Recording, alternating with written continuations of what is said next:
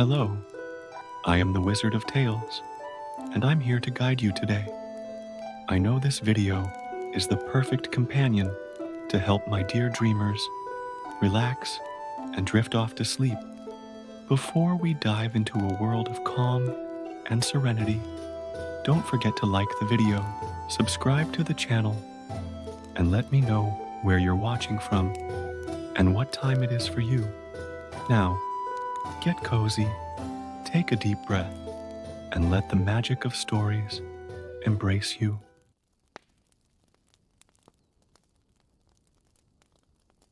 In Mr. Nicolaus' little toy store, where the dust danced gently under the golden rays that came through the old windows, a very special box awaited its fate.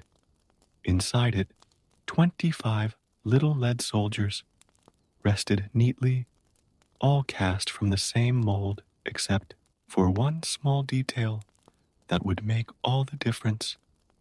The last little soldier had been born with only one leg. Little João, the town doctor's only son, was turning 8 that fall afternoon, and his eyes lit up when he received the box of little soldiers as a present. His mother, always attentive to detail, had chosen that particular set after noticing how the little boy was enchanted by the stories of bravery and honor that his father used to tell him before bedtime. When he got home, João ran to his room, a magical space where toys of all shapes and colors lived together in perfect harmony. On top of the old wooden chest of drawers next to the window, a delicate cardboard castle housed a graceful ballerina. She stood in eternal balance on a single leg, the other extended backwards in a perfect arabesque, her arms delicately arched above her head, as if she were about to begin her dance. John carefully arranged the little soldiers in formation on the same chest of drawers, creating a guard of honor that stretched from the castle to the edge of the cabinet. The one-legged soldier, being different, was placed in the last position from where he had a privileged view of the dancer. It was at that moment that something extraordinary happened, something that only the toys could perceive. The little soldier, in his leaden silence, felt his inflexible heart beat in a different way. The ballerina, with her white tulle skirt, decorated with sparkling sequins, and her graceful posture seemed to float, even though she was motionless. He noticed that, like him, she also balanced on a single leg, although hers was by artistic choice, while his was her only option. During the day, when João played with his little soldiers, our little hero strove to be as brave as his lead brothers, making up for his physical lack with even more bravery. At night, when the lights went out and the house sank into silence, the toys came to life, and the little soldier took every moment to admire his beloved ballerina. In João's room, other toys also inhabited that magical world. There was a mischievous goblin who lived in a box of surprises, always watching everything with an enigmatic smile. His black eyes often fixed on the little soldier with an expression that mixed disdain and envy. The elf couldn't bear to see how the ballerina, so delicate and refined, would cast gentle glances at the imperfect little soldier. On one of those magical nights, as the moonlight streamed through the window and bathed the room in its silvery glow, the little soldier summoned up all his courage to approach the cardboard castle. With a lot of effort, balancing on his one leg and leaning on his bayonet, he slowly advanced up the dresser ledge. The ballerina, sensing his approach, maintained her graceful pose, but her painted eyes seemed to take on a special glow. The little soldier, even though he couldn't speak, expressed all his love through his determined gaze and proud posture. It was as if a silent song filled the air between them, a melody that only their hearts could hear. However, the goblin from the box of surprises was not happy about this closeness. His face contorted with envy as he plotted to separate the two. He knew that the little soldier, because he only had one leg, was more vulnerable than the others, and this difference would be the key to his malicious plan. The next morning, as the first sunlight began to awaken the town, the goblin put his plan into action. Taking advantage of a breeze coming through the ajar window, he sneaked over to the chest of drawers. With a quick, precise movement, he pushed the little soldier, who was standing near the edge of the dresser, watching his beloved ballerina. The little lead soldier, taken by surprise, couldn't keep his balance. In a split second, he found himself falling towards the floor, while the ballerina, helpless on her pedestal, could only watch in horror. The sound of the lead hitting the wooden floor was muffled by the carpet, but the impact was enough to send the little soldier rolling under the furniture.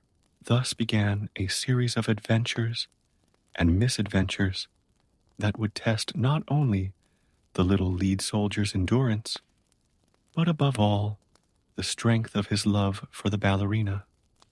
While he lay under the dresser, amidst the dust and cobwebs, his brave heart was already planning how to return to his post next to his beloved. The goblin from the top of his box smiled with satisfaction at his act of evil, without imagining that this was only the beginning of a story that would prove that true love knows no physical limitations or seemingly insurmountable obstacles. The ballerina, maintaining her elegant pose, let an invisible tear run down her paper cheek, while her heart hoped that her beloved little soldier would find a way back to her. And so, on that seemingly ordinary morning, an extraordinary journey of love, courage, and perseverance began, where a little lead soldier with only one leg would demonstrate that true strength does not lie in physical perfection, but in the greatness of the heart and the determination of the soul. The little lead soldier, lying under the dresser, watched the dust dance in the beams of light that penetrated through the crack. His heart, although made of metal, beat with the determination to return to his beloved dancer. The hours dragged by as he planned his return, knowing that he would have to wait until nightfall, when magic would allow him to move freely. During the day, John searched for his lost little soldier, but couldn't reach the narrow space under the heavy furniture. The boy's mother, with her broom, also tried to reach the toy while cleaning, but the little soldier had rolled even further away close to the wall. When night finally came and the house fell silent, the little soldier began his journey. With determination, he used his bayonet as a support and began to crawl across the floor. The distance to the dresser leg seemed endless, but each movement brought him a little closer to his goal.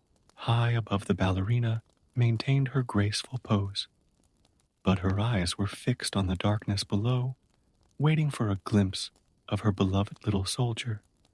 The goblin, satisfied with his mischief, watched everything with a malicious grin, planning new obstacles for the brave soldier.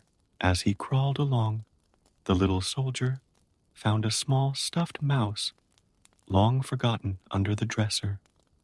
The toy, covered in dust, offered to help the soldier. "I can take you to the edge of the carpet," he whispered, "but watch out for the house cat, who often comes by at night."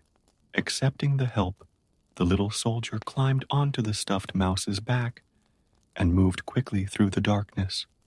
The soldier's heart was pounding a mixture of hope and apprehension. Every meter he traveled brought him closer to his beloved, but also exposed him to new dangers. As they reached the edge of the carpet, a familiar noise made the stuffed mouse freeze. Whiskers, the family cat, entered the room through the ajar door. His yellow eyes shone in the darkness as he sniffed the air, sensing the unusual movement. The little soldier, knowing he couldn't turn back, thanked the mouse and continued on his own, creeping even more cautiously. Every move had to be calculated so as not to attract the feline's attention. The wooden floor, with its gaps and irregularities, made the journey even more challenging. From her elevated position, the dancer watched the scene with a heavy heart. She wanted to scream, to warn her beloved of the danger that was approaching, but her paper voice produced no sound. The goblin, on the other hand, took the opportunity to create more confusion. With one swift movement, he dropped a small marble, which rolled across the floor, making a soft noise, but enough to attract Mustache's attention. The cat, intrigued, began to approach the spot where the little soldier was. In a moment of pure instinct, the little soldier threw himself into a crack in the floor, just in time to avoid the feline's curious paws. There, squeezed between the wooden planks, he could feel his leaden heart beating fast. The darkness was complete, but his determination remained unshaken. The little soldier had to wait patiently until Mustache lost interest and moved away. During this time, he thought of the ballerina, her delicate smile, and her infinite grace. It was this thought that gave him the strength to carry on, even when everything seemed to be conspiring against him. When he finally managed to get out of the crevice, the little soldier realized that he had been dragged along by the current of air passing under the floor. Now, he was in a different room, the living room even further away from his beloved ballerina. The moonlight coming through the living room window revealed a new world of challenges. Huge pieces of furniture cast mysterious shadows, and the silence was occasionally broken by the nocturnal noises of the house. The little soldier knew he would have to cross all this unknown territory to get back to John's room. On the way, he found other forgotten toys that had slipped under the furniture over the years. A cracked marble offered directions, a wheelless cart shared stories of other toys that had tried to make the same journey. Each encounter strengthened their resolve not to become just another lost toy. Meanwhile, in the bedroom, the ballerina bravely resisted the onslaughts of the goblin, who tried to convince her that the little soldier would never return. "He's just an imperfect soldier," sneered the goblin. "He's probably already lost forever in the far reaches of the house." But the ballerina kept her faith. In her eternally graceful pose, she knew that her beloved little soldier wouldn't give up easily. The love they shared was stronger than any physical obstacle or malicious provocation. The little soldier continued his journey around the room using his one leg and his bayonet to propel himself. Each movement was a test of balance and perseverance. He discovered that he could use the bangs of the room's carpet as ropes to hoist himself up, and the patterns on the floor as a map so as not to get lost. The night advanced, and with it grew the little soldier's urgency to return before dawn.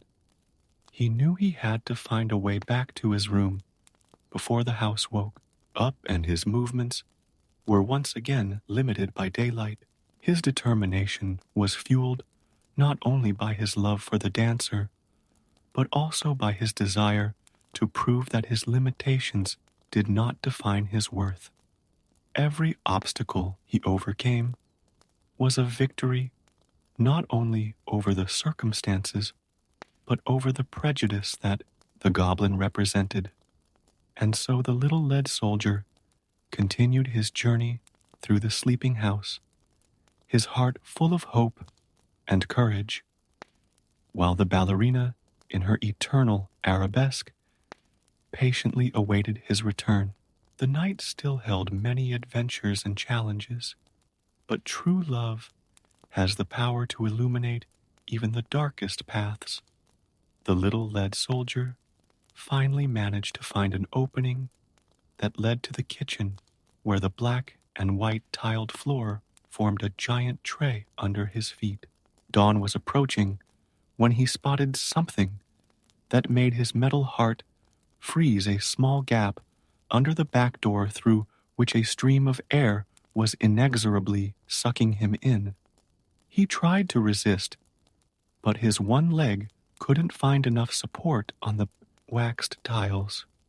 In a matter of seconds, the little soldier found himself sliding towards the outside of the house.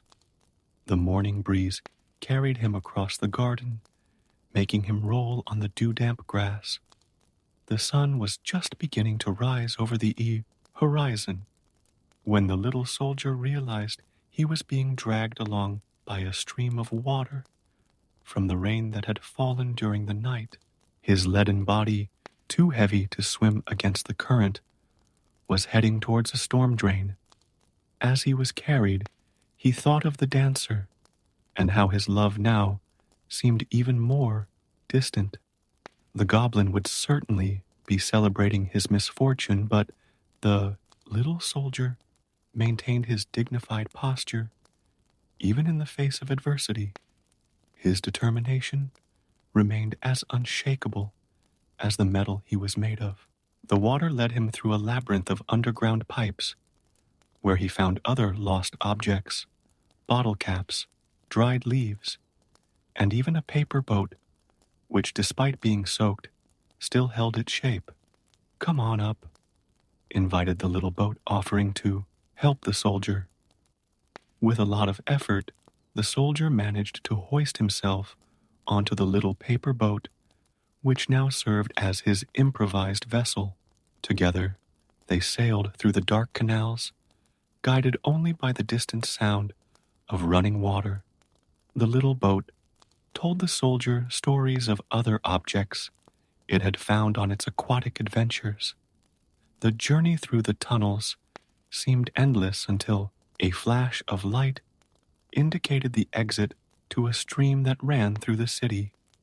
The little soldier found himself sailing under the open sky, passing under bridges where children were playing without noticing the little sailor in his paper boat. In John's room, the ballerina remained in her pose, but her inky eyes looked sadder. The goblin, pleased with the disappearance of the little soldier, danced around her, humming taunts about how the imperfect soldier had been taken away forever. Back at the stream, the little boat and the soldier faced increasingly rough waters. "Hold on tight," shouted the little boat when they spotted a small waterfall ahead. The waterfall wasn't high, but for a lead soldier and a paper boat, it represented a formidable challenge. The impact of the fall was devastating. The paper boat, already soaked, finally broke apart, leaving the little soldier alone in the current. He maintained his impeccable posture, even as he sank his one leg and his bayonet pointed skywards, as if in a final salute. Then something unexpected happened. A large fish, attracted by the glint of lead in the water, quickly approached, and in one sudden movement swallowed the little soldier whole. In the dark interior of the fish, the little soldier kept his composure, thinking that even this seemingly hopeless situation could prove to be an opportunity. The fish, satisfied with its metallic meal, swam peacefully down the stream until it reached the town market, where it was picked up by a shopkeeper. By an extraordinary coincidence, that same fish was sold to the cook at John's house, who took it to prepare the family's dinner. In the kitchen, when the cook cut into the fish, her eyes widened when she found the little lead soldier perfectly preserved inside. Recognizing it as one of John's little soldiers, she carefully cleaned it and gave it back to the boy. John, thrilled to have his lost soldier back, ran to put it back with the others on the dresser. The soldier's heart beat fast as he found himself once again close to his beloved ballerina, who maintained her graceful pose, but now had a special sparkle in her eye. The elf watched the scene in disbelief and anger, his apparently perfect plan having been thwarted by fate. The little soldier's determination and love had proved stronger than all the adversity he had faced. That night, when everyone was asleep, the little soldier told the other toys about his adventure. The ballerina listened attentively to every detail, her paper heart overflowing with joy at having her beloved back. The goblin, defeated, retreated to the bottom of his box, planning his next attempt to separate the lovers. But the little soldier and the ballerina knew that their love had been strengthened by their trials. Every obstacle they overcame was proof that true feelings know no limits, be they physical or imposed by others. The little one-legged soldier had shown that true strength lies in the heart, no matter what material it is made of. As the moon bathed the room in its silvery light, the little soldier stood guard next to the cardboard castle, his one leg firm, his posture impeccable, his leaden heart beating to the same rhythm as his ballerina's delicate paper heart. The night had only just begun, and new adventures surely awaited our brave hero. Life in the playroom had resumed its routine, but something had subtly changed since the little soldier's return. The ballerina seemed to dance even more gracefully when night came, and her gaze met the little soldier's with an intensity that made the other dolls sigh with admiration. The goblin, however, had not given up his evil plans.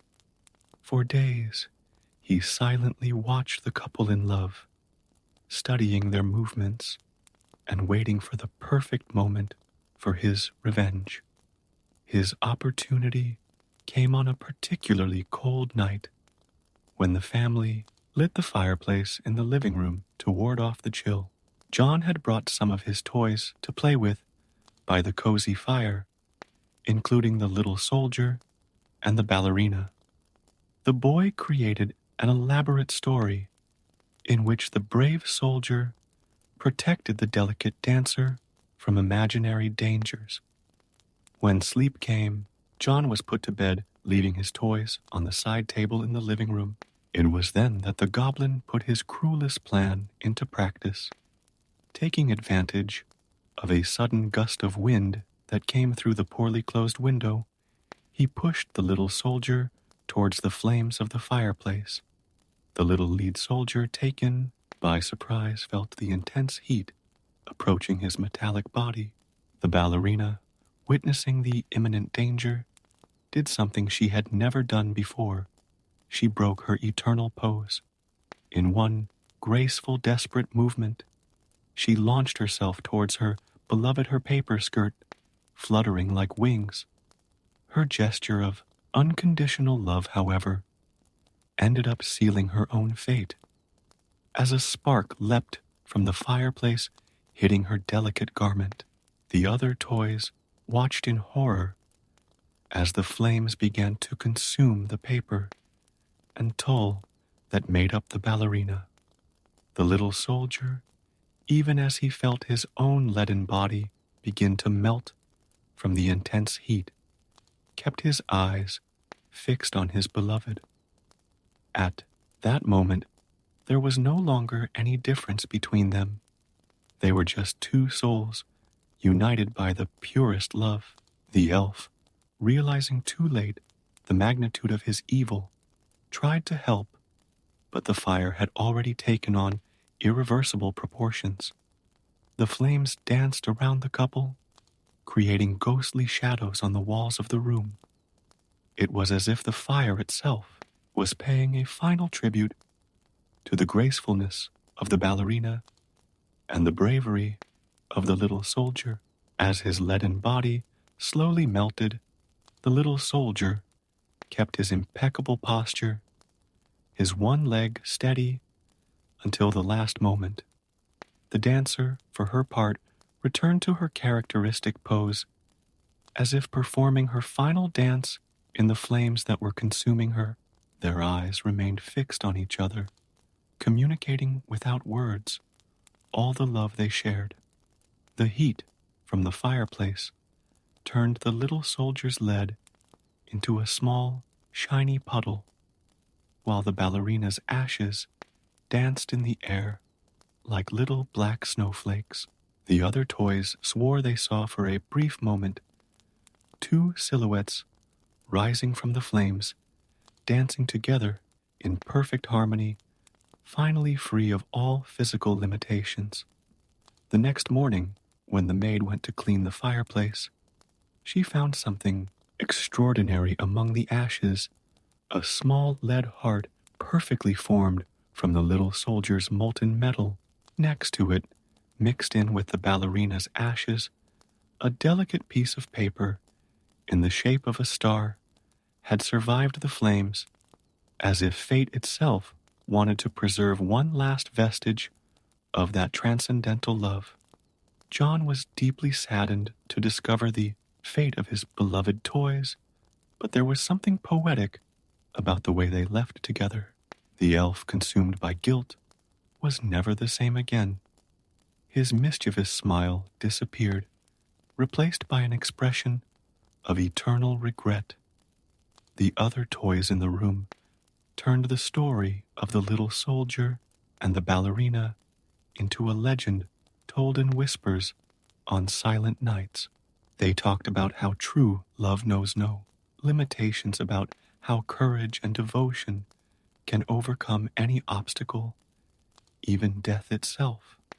On particularly quiet nights, when the full moon bathed the room in its silvery light, some toys would swear they saw two shadows dancing gracefully on the dresser in the exact spot where the cardboard castle used to stand. It was as if the little soldier and the ballerina had found a way to continue their love story, transcending the barriers of the material world. The little lead heart and the paper star were carefully kept by John in a small music box which played a soft waltz tune. Every time he opened it, the boy remembered the story of the imperfect little soldier who proved to be the most perfect of lovers, and the ballerina who chose love above all else. And so, even after its seemingly tragic end, the story of the one-legged soldier and his ballerina lived on, inspiring others to believe in the transformative power of true love. For as the wisest toys used to say, it's not the physical shape that defines the greatness of a heart, but its capacity to love unconditionally. Years had passed since that fateful night, and John's room had changed considerably. The boy had grown up, and many of his old toys had been put away or given away, but the little music box containing the lead heart and the paper star remained on his desk like a precious treasure he refused to forget. One fall afternoon, similar to the one when the little soldier had first arrived at the house, John, now a young man, found his own 5-year-old son, Pedro, gazing curiously at the music box. The boy's eyes shone with the same intensity as his own had done so many years ago. "Dad, what is this box?" asked Pedro, his small hands gently touching the carved surface. John smiled and sat down next to his son. As he opened the box, the soft melody of a waltz filled the room, and the two small objects, the lead heart and the paper star, seemed to take on a special glow in the evening light. "This, my son, is the most extraordinary story I've ever known." John began, his eyes lost in memories, and so he shared with Peter the saga of the one-legged soldier and his beloved ballerina. The boy listened attentively, his eyes wide with fascination at each new twist in the narrative. While John was telling the story, something magical began to happen in the room. The light of the setting sun, filtering through the window, cast dancing shadows on the walls, and the melody of the music box seemed to take on new, deeper, and more meaningful notes. Peter, enchanted by the story, asked to hold the little treasures. John carefully placed the lead heart and the paper star in his son's little hands. The moment the objects touched the boy's skin, a soft, inexplicable wind blew through the room, making the curtains dance. "Dad, look," Peter exclaimed, pointing to the wall. The shadows had taken on different shapes. A little soldier and a graceful ballerina were dancing in perfect sync to the sound of the waltz. John blinked several times, unsure if his eyes were deceiving him, but the vision remained. The lead heart in Peter's hand began to emit a faint glow, and the paper star sparkled as if sprinkled with fairy dust. The magic that had once inhabited the playroom seemed to have reawakened, bringing with it the memories of a love that had transcended all barriers. The shadows on the wall told their own story. They showed the little soldier on his journey through the house, his adventure in the stream, the moment inside the fish, and finally the final dance in the flames. But this time, there was no sadness in the narrative. Instead, each scene pulsed with the celebration of a love that not even fire could destroy. Peter, amazed, watched the dancing shadows with the enchantment of childhood, that ability to see magic where adults see only the ordinary. John, for his part, felt transported back to his own childhood, remembering the nights when he watched his toys, imagining the secret lives they led when no one was looking. The melody of the music box reached its crescendo, and the shadows of the little soldier and the ballerina began to multiply, filling all the walls of the room. It was as if they were presenting a grand spectacle, a celebration of the eternity of their love. "Dad, they're still alive, aren't they?" asked Pedro, his voice full of hope. John hugged his son, realizing that some stories never truly end. They just find new ways to continue existing through the generations. "In a way, yes," replied João softly. "As long as there are people to tell their story, as long as there are hearts capable of understanding the depth of their love, the little soldier and the ballerina will live on." As evening approached, the shadows began to fade, but the glow of the lead heart and the paper star remained. Pedro carefully returned the objects to the music box, which continued its sweet melody. "Can I tell this story to my friends?" asked Pedro, his eyes still shining with emotion. João nodded, knowing that the legacy of the little soldier and the ballerina would live on, inspiring new generations with their message of unconditional love and courage in the face of adversity. That night, while Peter slept, John stayed in his room for a few more moments, watching the music box. For a moment, He could have sworn he saw a reflection in the mirror, a little one-legged soldier, perfectly poised, dancing with a graceful ballerina, their movements in perfect harmony.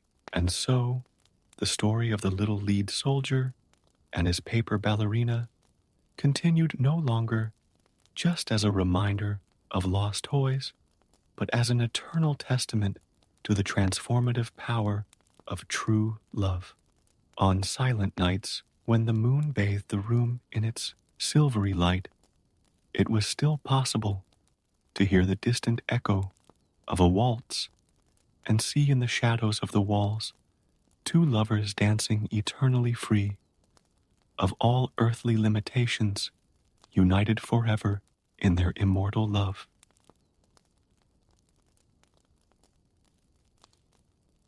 Snow fell softly over the small town of Pine Creek, Minnesota, as Dr. Marcus Chen organized his notes at the local library. At age 35, this Chinese-American anthropologist had dedicated the last 5 years of his life researching Native American legends, with a particular focus on the story of the Wendigo. What had begun as a conventional academic study was about to turn into something much darker. As he leafed through an old diary found in the archives, his eyes fell on a passage written by a missionary in the early 19th century. Anishinaabe elders speak of an evil that cannot be killed, only contained. They say it feeds not on the flesh, but on the very essence of humanity. Marcus adjusted his thin-rimmed glasses and continued reading. Absorbed in the yellowed pages, Sarah Thompson, the 40-year-old local librarian, approached her desk silently. "Still looking for your monsters, Dr. Chen?" she asked with a gentle smile, though her eyes showed concern. "Wendigo isn't exactly a monster, Sarah," Marcus replied, without looking up from the document. "It's more like a distorted reflection of society. The oldest accounts describe it as a physical manifestation of human greed." Sarah sat across from him, lowering her voice. "Did you see the news today? Another disappearance on the reservation. It's the third this month." This finally caught Marcus's attention. He had arrived at Pine Creek just 2 weeks ago, after receiving a peculiar invitation from Joseph Running Bear, an elder on the local Anishinaabe reservation. The elder had gotten in touch after reading his academic articles on the Wendigo, claiming to have crucial information about the creature. "The disappearances started last winter," Sarah continued, "along with those strange stories about people acting differently." Marcus knew what she was referring to. In recent months, several residents had reported dramatic changes in the behavior of acquaintances, sudden isolation, inexplicable aggression, and a strange gleam in the eyes that people close to them described as hungry. Carefully placing the diary in his bag, Marcus decided it was time for his daily visit with Joseph. The elder lived in a remote cabin on the edge of the reserve, where he found him sitting on his usual porch, smoking his traditional pipe. "The signals are multiplying, aren't they?" Joseph spoke before Marcus could even greet him. His wrinkled face was more serious than usual. "The disappearances?" Marcus asked, sitting down in a nearby chair. "Not just that. It's the emptiness in people's eyes, the coldness in their hearts. The Wendigo always begins like this, not as a hungry beast, but as a whisper of discontent that grows into a scream of ravenousness." Marcus took out his notebook. "Joseph, in all my research, I have never found concrete evidence of the Wendigo's physical existence. The stories have always seemed metaphorical, a warning against the dangers of greed and extreme individualism. The elder took a long drag on his pipe before responding. You look for physical evidence of something that begins in the spirit, young friend. The Wendigo is not just a creature of the forests. It is a disease of the soul that manifests itself in the flesh only when it finds fertile ground. At that moment, a distant scream echoed through the forest. Both men stood up, tense. The sound seemed neither human nor animal. It was something in between. It's starting, Joseph murmured, his voice thick with concern. The balance is breaking down. People are closing themselves in their homes, distrusting their neighbors, ignoring the suffering of others. That's how it gains strength. Marcus felt a shiver run down his spine. What can we do? First, you need to truly understand what we face. Come with me. Joseph stood up with difficulty, leaning on his carved cane. There's something I need to show you. They passed through a small forest behind the cabin, arriving at an old stone structure, partially covered in vegetation. Joseph took a set of keys from his pocket and opened a rusty padlock. This has been kept by my family for generations, he explained as he opened the heavy wooden door. They are records of all the cycles of the Wendigo that our people have witnessed. Inside the structure, shelves filled with documents, artifacts, and old photographs stretched as far as the dim light allowed them to see. Marcus realized that he was in front of an incomparable historical archive. Each time the Wendigo emerges, Joseph continued, the pattern is the same. First comes distrust, then isolation. People begin to accumulate more than they need, ignoring those who have less. The cold sets in not just in the air, but in the hearts. Marcus examined an old photograph that showed a group of people with blank expressions, their eyes strangely bright even in the black and white image. The date on the back indicated 1923, but this time is different, Joseph said, his voice shaking slightly. The world has changed. Greed and individualism that once took generations to develop are now spreading like wildfire, amplified by technology and social isolation. The conditions are ripe for something far worse than we've ever seen before. A cold wind blew through the open door, making the pages of the ancient documents flutter. Marcus felt the weight of responsibility fall on his shoulders. His academic research had turned into something much more urgent and dangerous. How long do we have? He asked, his voice barely above a whisper.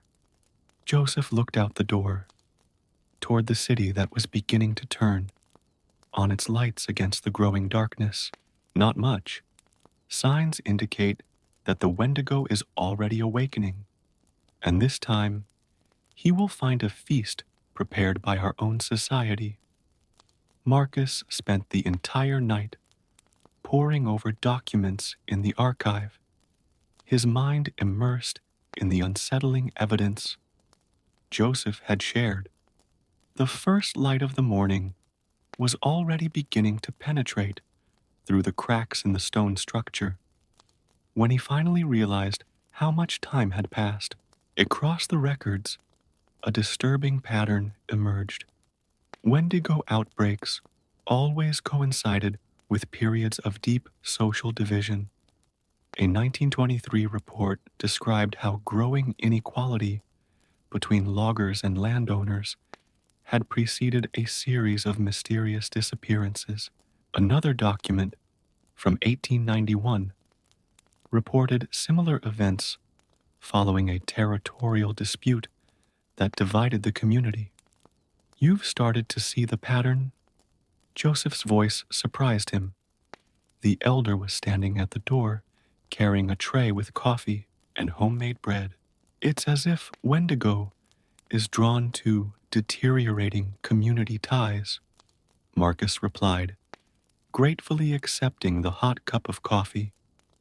But something doesn't make sense. Why now? Why here? Joseph sat down heavily on a nearby chair.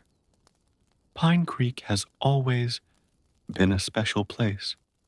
The boundary between the material and spiritual world is thinner here. Our ancestors chose these lands for precisely that reason. A distant, sharp sound interrupted the conversation, something between a howl and a human scream. Marcus felt the hairs on the back of his neck stand up. We need to go to town, Joseph declared, standing up urgently. There's something you need to see.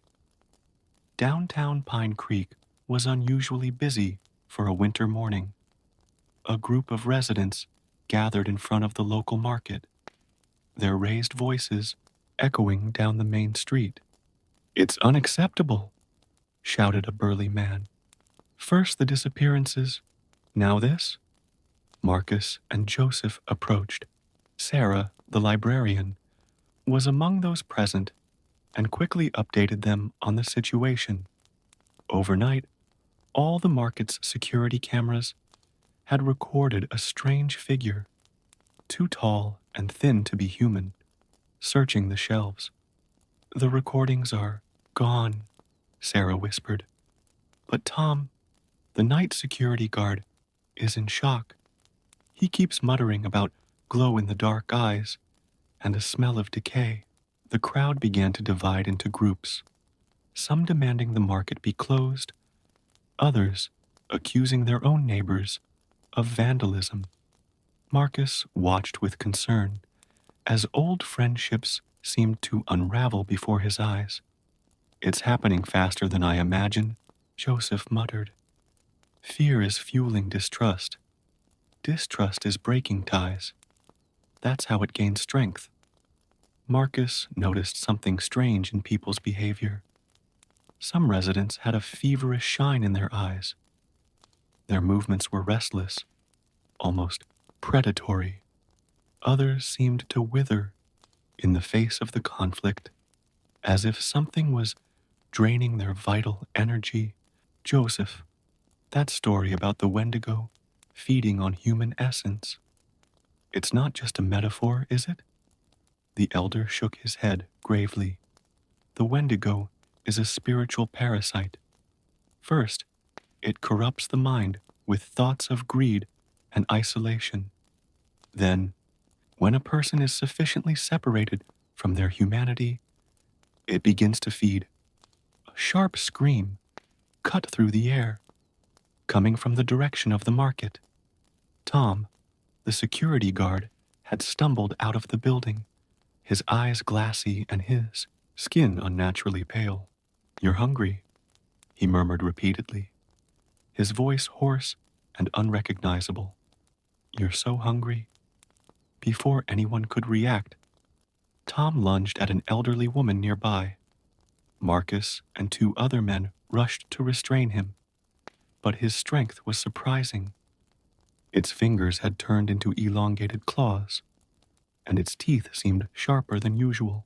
Don't hurt him, Joseph shouted, limping towards him with surprising agility. The elder took out a small leather bag from his robes and threw a dark powder in Tom's face, who immediately collapsed unconscious. The crowd backed away in shock. Some took out their cell phones to film. Others started running. Marcus helped Joseph carry Tom into the empty market, followed by Sarah, who seemed to be the only person willing to help. He's in the first phase of the transformation, Joseph Adur explained as he examined the unconscious man. The Wendigo has already begun to alter its body, but its soul has not yet been completely consumed. Is there any way to reverse this? Marcus asked, watching in horror at the visible transformations in Tom's body. Yes, but we need to act quickly. The complete transformation takes 3 days. After that, Joseph didn't need to finish the sentence. Sarah, who had remained silent until then, spoke in a trembling voice. The other disappearances, they are too. They've probably already completed the transformation, Joseph confirmed. They are hiding in the forest, waiting for the right moment. When there are enough others like them, the real hunt will begin. Marcus felt an even greater weight on his shoulders. Not only had his academic research turned into a race against time, it was now a battle for the community's survival. What can we do? He asked, although he feared the answer. Joseph looked out the market window, observing the crowd that was still dispersing into hostile groups. First, we must stop fear and distrust from spreading further. The Wendigo feeds on isolation. The only way to stop it is to strengthen the bonds it seeks to destroy. But how? Sarah questioned. People are scared, angry. There is a ritual, Joseph replied, his voice heavy with gravity. Something my ancestors used to fight the Wendigo, but it won't be easy, and we'll need everyone's help. At that moment, another distant howl echoed across the city. Closer this time. Tom stirred in his restless sleep, his transformed fingers scratching the linoleum floor. Time was running out, and Marcus knew the next decisions would determine not only the fate of Pine Creek, but possibly much more. The battle against the Wendigo was just beginning, and he had a feeling it would be far more terrible than any legend could have prepared. Joseph led Marcus and Sarah to the back of the market, carrying Tom's unconscious body. The smell of decay emanating from him was becoming stronger, and his physical transformations more evident. His fingers continued to lengthen into dark claws, and his skin took on a cadaverous paleness. The ritual requires preparation, Joseph explained as they deposited Tom on a makeshift table. We need certain sacred herbs that grow only deep in the forest, and most importantly, we need to bring the community together. The power of ritual comes from the strength of the bonds between people. But how are we going to convince people to come together after what they just saw? Sarah questioned, her voice revealing genuine concern. Marcus watched Tom's contorted face, noticing how his eyes moved frantically beneath his closed eyelids. Maybe we can use fear to our advantage. People are scared, yes, but they are also looking for answers. I agree, Joseph nodded. Marcus, you have academic credibility. Sarah knows everyone in town through the library. I carry ancient knowledge. Together, we can reach them. A metallic sound interrupted them. Someone was forcing their way into the back of the market. The door opened to reveal Emily Chen, Tom's wife, a woman of Vietnamese origin who worked as a nurse at the local hospital. Where is my husband? She demanded, her eyes widening as she saw Tom's state. Oh my God, what's happening to him? Marcus approached his distant cousin, whom he hadn't seen since arriving in the city. Emily, I know this sounds scary, but we can help you. Joseph knows how. Emily cautiously approached Tom, her years of medical experience evident in the way she immediately began examining his vitals. This isn't natural. His temperature is very low, but he's sweating, and his bones seem to be restructuring themselves. It's the Wendigo transformation, Joseph explained gently. But there is still time to reverse the process. Emily, we need your help, not just as Tom's wife, but as a healthcare professional. People trust you. A distant howl made everyone startle. Emily held Tom's transformed hand, silent tears streaming down her face. What do you need me to do? The next few hours were of intense activity. Sarah began making calls to key members of the community, while Emily discreetly prepared the hospital to receive Tom.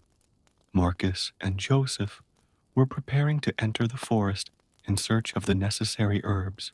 Remember, Joseph warned as he checked his bag of traditional medicines, the forest is no longer safe. The others who disappeared, they are out there and have probably already completed their transformation. Marcus adjusted his backpack on his back, feeling the comforting weight of the old diary he had brought from the library. How will we recognize them? They look human from a distance, Joseph replied, but they are taller, thinner. Their movements are erratic, like that of a hungry animal, and their eyes shine with a hunger that no food can satisfy. As they entered the forest, Marcus noticed how the temperature seemed to drop drastically. The snow beneath his feet was thicker, and an unnatural silence hung in the air. No birds sang, no animals moved in the bushes. Animals sensed their presence, Joseph murmured, as if reading her thoughts. The Wendigo is an aberration in the natural order. Everything that is truly living moves away.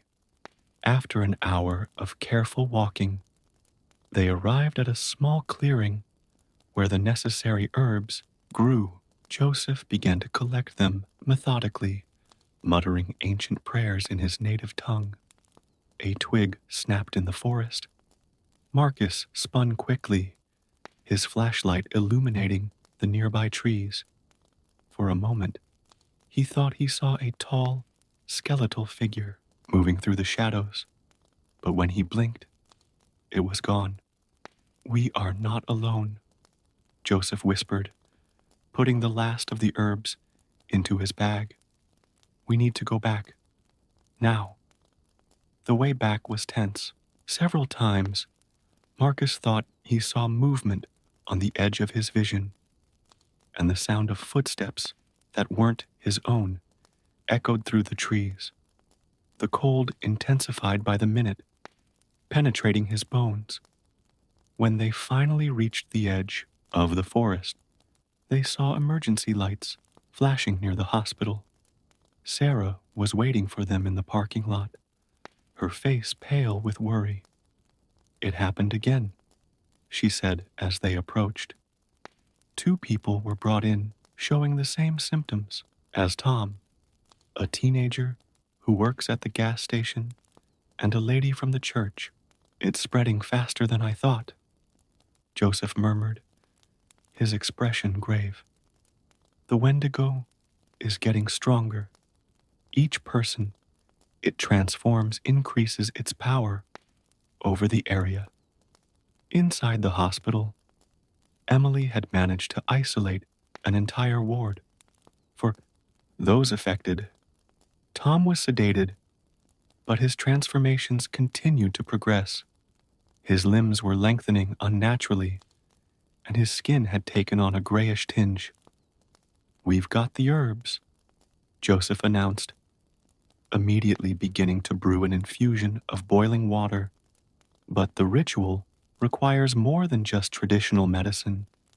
We need the community's vital energy to combat the Wendigo's influence. People are arriving, Sarah reported. I used the library records to contact the oldest families in town. Some are already in the lobby.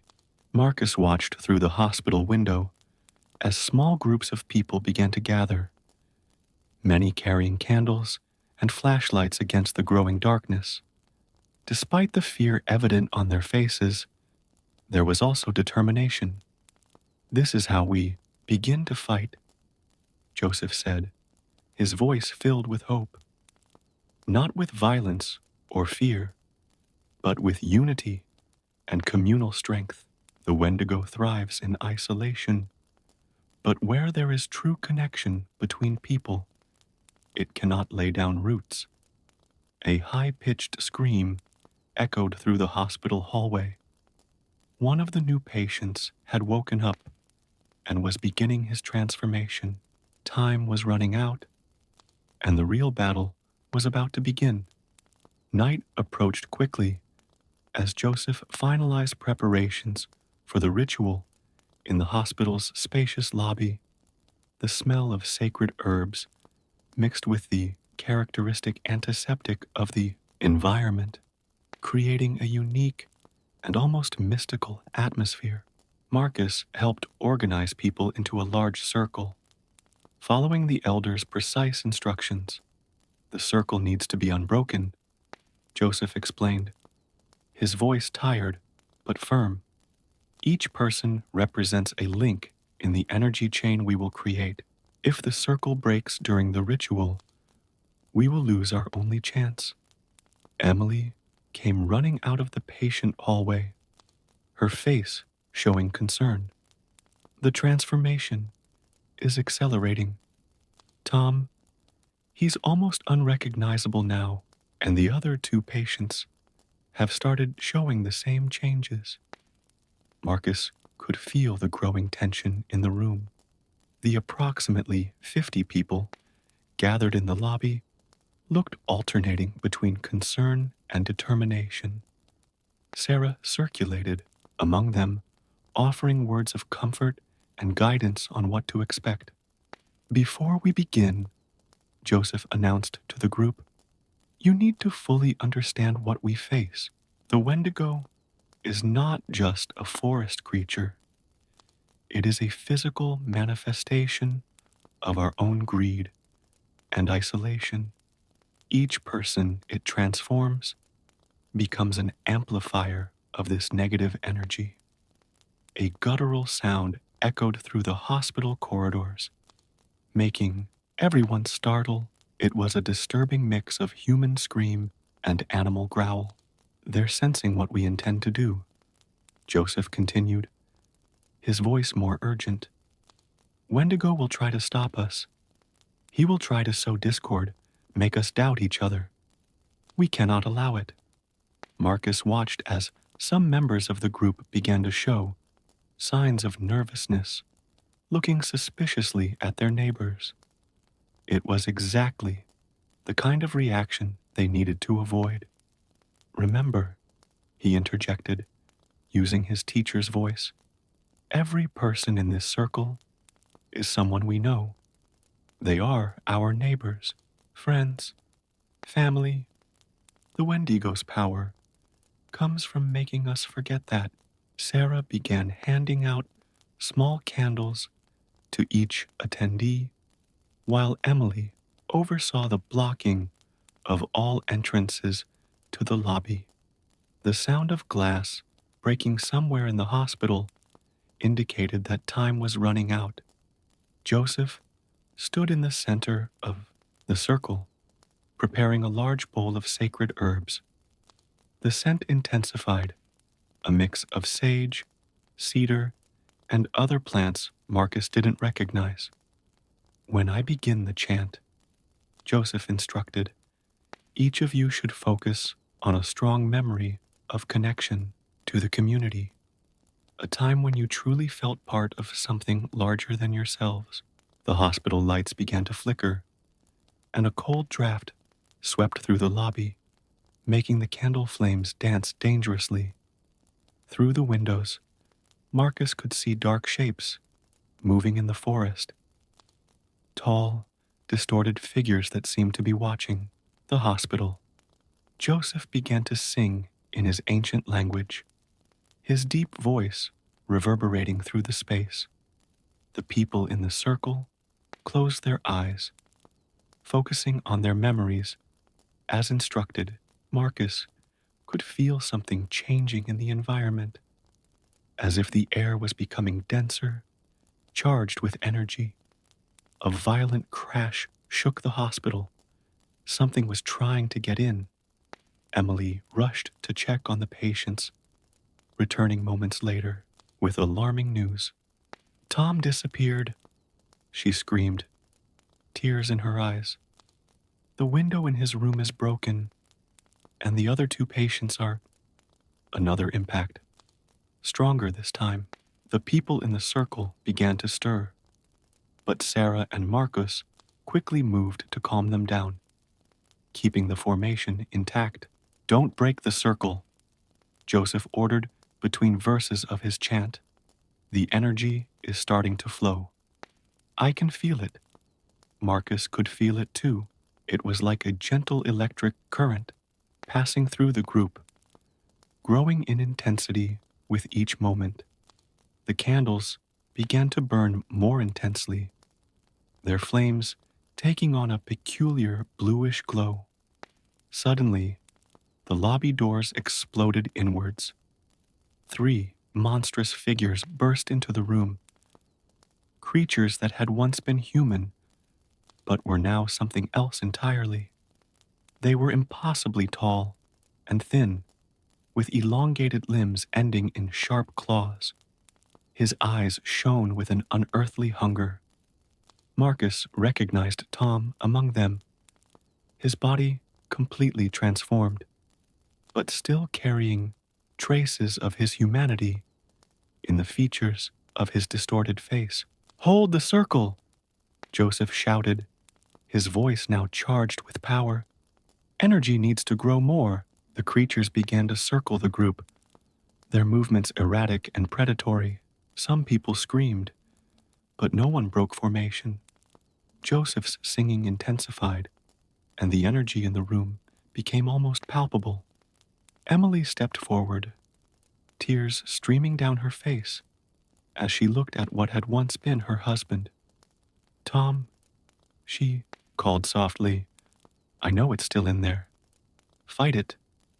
The creature that had been Tom stopped his predatory movement, his head tilting unnaturally as he stared at Emily.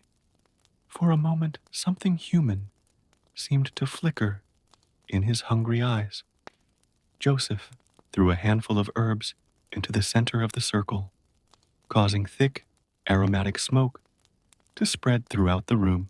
Their singing reached a crescendo, and the energy circulating between the people intensified dramatically.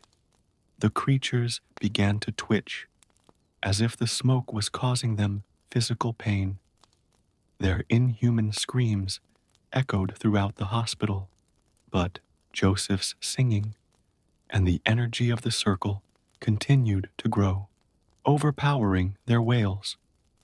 You're working, Marcus shouted, watching as the creatures began to transform again. This time, reverting to normal, its elongated limbs retracted, its claws became fingers, and its cadaverous pallor began to give way to more natural skin tones. But the battle was not yet won. In the forest beyond the hospital windows, more hungry eyes watched, and the unearthly cold that characterized the Wendigo's presence continued to intensify. The real test was yet to come, and Marcus knew they would need all the strength of the community to face what came next. The energy pulsing through the circle in the hospital lobby began to intensify even more, emanating a bluish light that seemed to dance among the participants. The 3 newly transformed Wendigos, including Tom, lay unconscious on the ground, their bodies slowly returning to human form. Joseph maintained his ancestral chant, but Marcus could see the tiredness on his face. The effort of the ritual was clearly taking its toll on the elder. Sarah and Emily worked quickly to move the transformed bodies to a safe area, while keeping the circle intact with other participants filling their places. Something greater is coming, Joseph managed to say between lines of his chant. What transformed these people? The source is approaching. As if in response to his words, a wave of intense cold swept through the lobby, so cold that people could see their own breath. The hospital's windows began to freeze, forming crystalline patterns that resembled faces distorted in agony. Keep your memories focused, Marcus instructed the group, feeling fear begin to infiltrate the circle. Think about the moments of unity, of community strength. A deafening sound, like the cracking of hundreds of bones, echoed through the forest. Through the frosted windows, they could see a colossal figure emerging from among the trees, a monstrously enlarged version of the Wendigo, its skeletal form towering above the highest canopies. It's the original, Joseph explained, his voice weak but determined. The first Wendigo, the one that spreads transformation. He rarely shows himself, but our ritual forced him to appear. The creature approached the hospital, each step making the ground shake. Its body was a grotesque distortion of the human form, with impossibly long limbs and a head that looked like a deformed deer skull. His eyes were pits of hungry darkness that seemed to suck in the light itself. The energy isn't enough, Joseph muttered, clearly exhausted. We need more connection. Emily, who was taking care of Tom, suddenly had an idea. Social media. We can broadcast live, get more people participating virtually. Marcus was initially hesitant. Modern technology seemed incompatible with an ancient ritual. But then he realized the wisdom in the suggestion. The Wendigo adapts to modern times by using our digital isolation. Why can't we do the same with our connection? Sarah quickly organized a live stream through her library account, sharing it with every community group she could reach. Within minutes, hundreds of people from the region began watching and participating virtually, sending messages of support and sharing their own memories of community unity. The effect was immediate. The energy in the circle increased exponentially, the bluish light intensifying until it was almost blinding.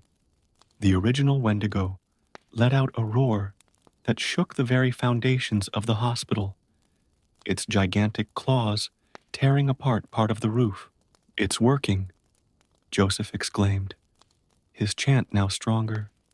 True connection, whether physical or digital, is anathema to him. The creature began attacking the hospital with renewed fury, but each attack seemed weaker than the last. The energy of the circle now formed a kind of protective barrier, repelling his attacks. The unearthly cold began to recede, and the ice on the windows began to melt. Marcus watched in amazement as messages of hope and unity continued to arrive via the live broadcast. People from all over shared stories of how the community had come together through difficult times, each positive memory adding strength to the ritual.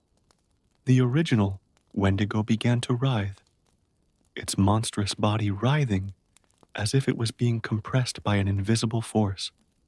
His form began to shrink, gradually shrinking, as his screams of fury turned into howls of agony. This is the moment, Joseph shouted. All together now. The elder threw the last handful of sacred herbs into the center of the circle, and everyone present along with hundreds online, focused their energies on a single moment of unity. The bluish light exploded in a blinding flash, and the original Wendigo imploded into a cloud of ice and darkness that dissipated into the night air. The silence that followed was profound. Joseph staggered, exhausted, being supported by Marcus before he fell.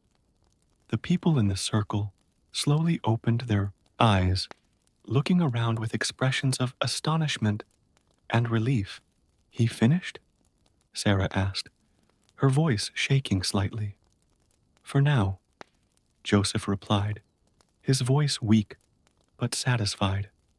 "The Wendigo is never truly destroyed. It is a manifestation of our own failings as a society. But we learned something important. Today, our ability to connect and care about each other also evolves and adapts."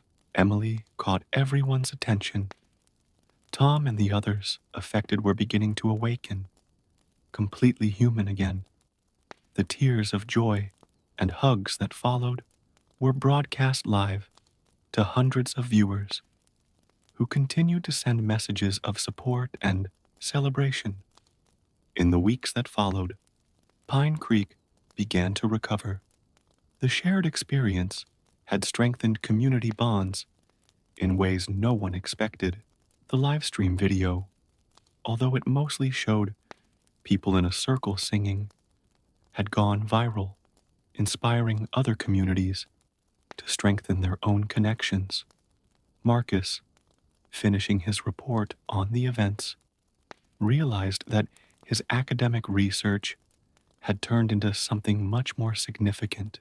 The Wendigo wasn't just a legend about greed and isolation. It was a warning about the importance of maintaining our humanity and connections in an increasingly fragmented world. Joseph, regaining his strength, continued teaching the ancient traditions, now incorporating modern elements that strengthened rather than diminished the ancient wisdom. Sarah's library became an even more vital community gathering center, and Emily established a mutual support program at the hospital. The winter cold continued, but now it was just natural weather, without the supernatural touch that had plagued the city. In the northern forests, the animals returned, and the trees seemed to whisper no longer in fear, but in an ancient wisdom about the strength of true unity against the shadows of loneliness.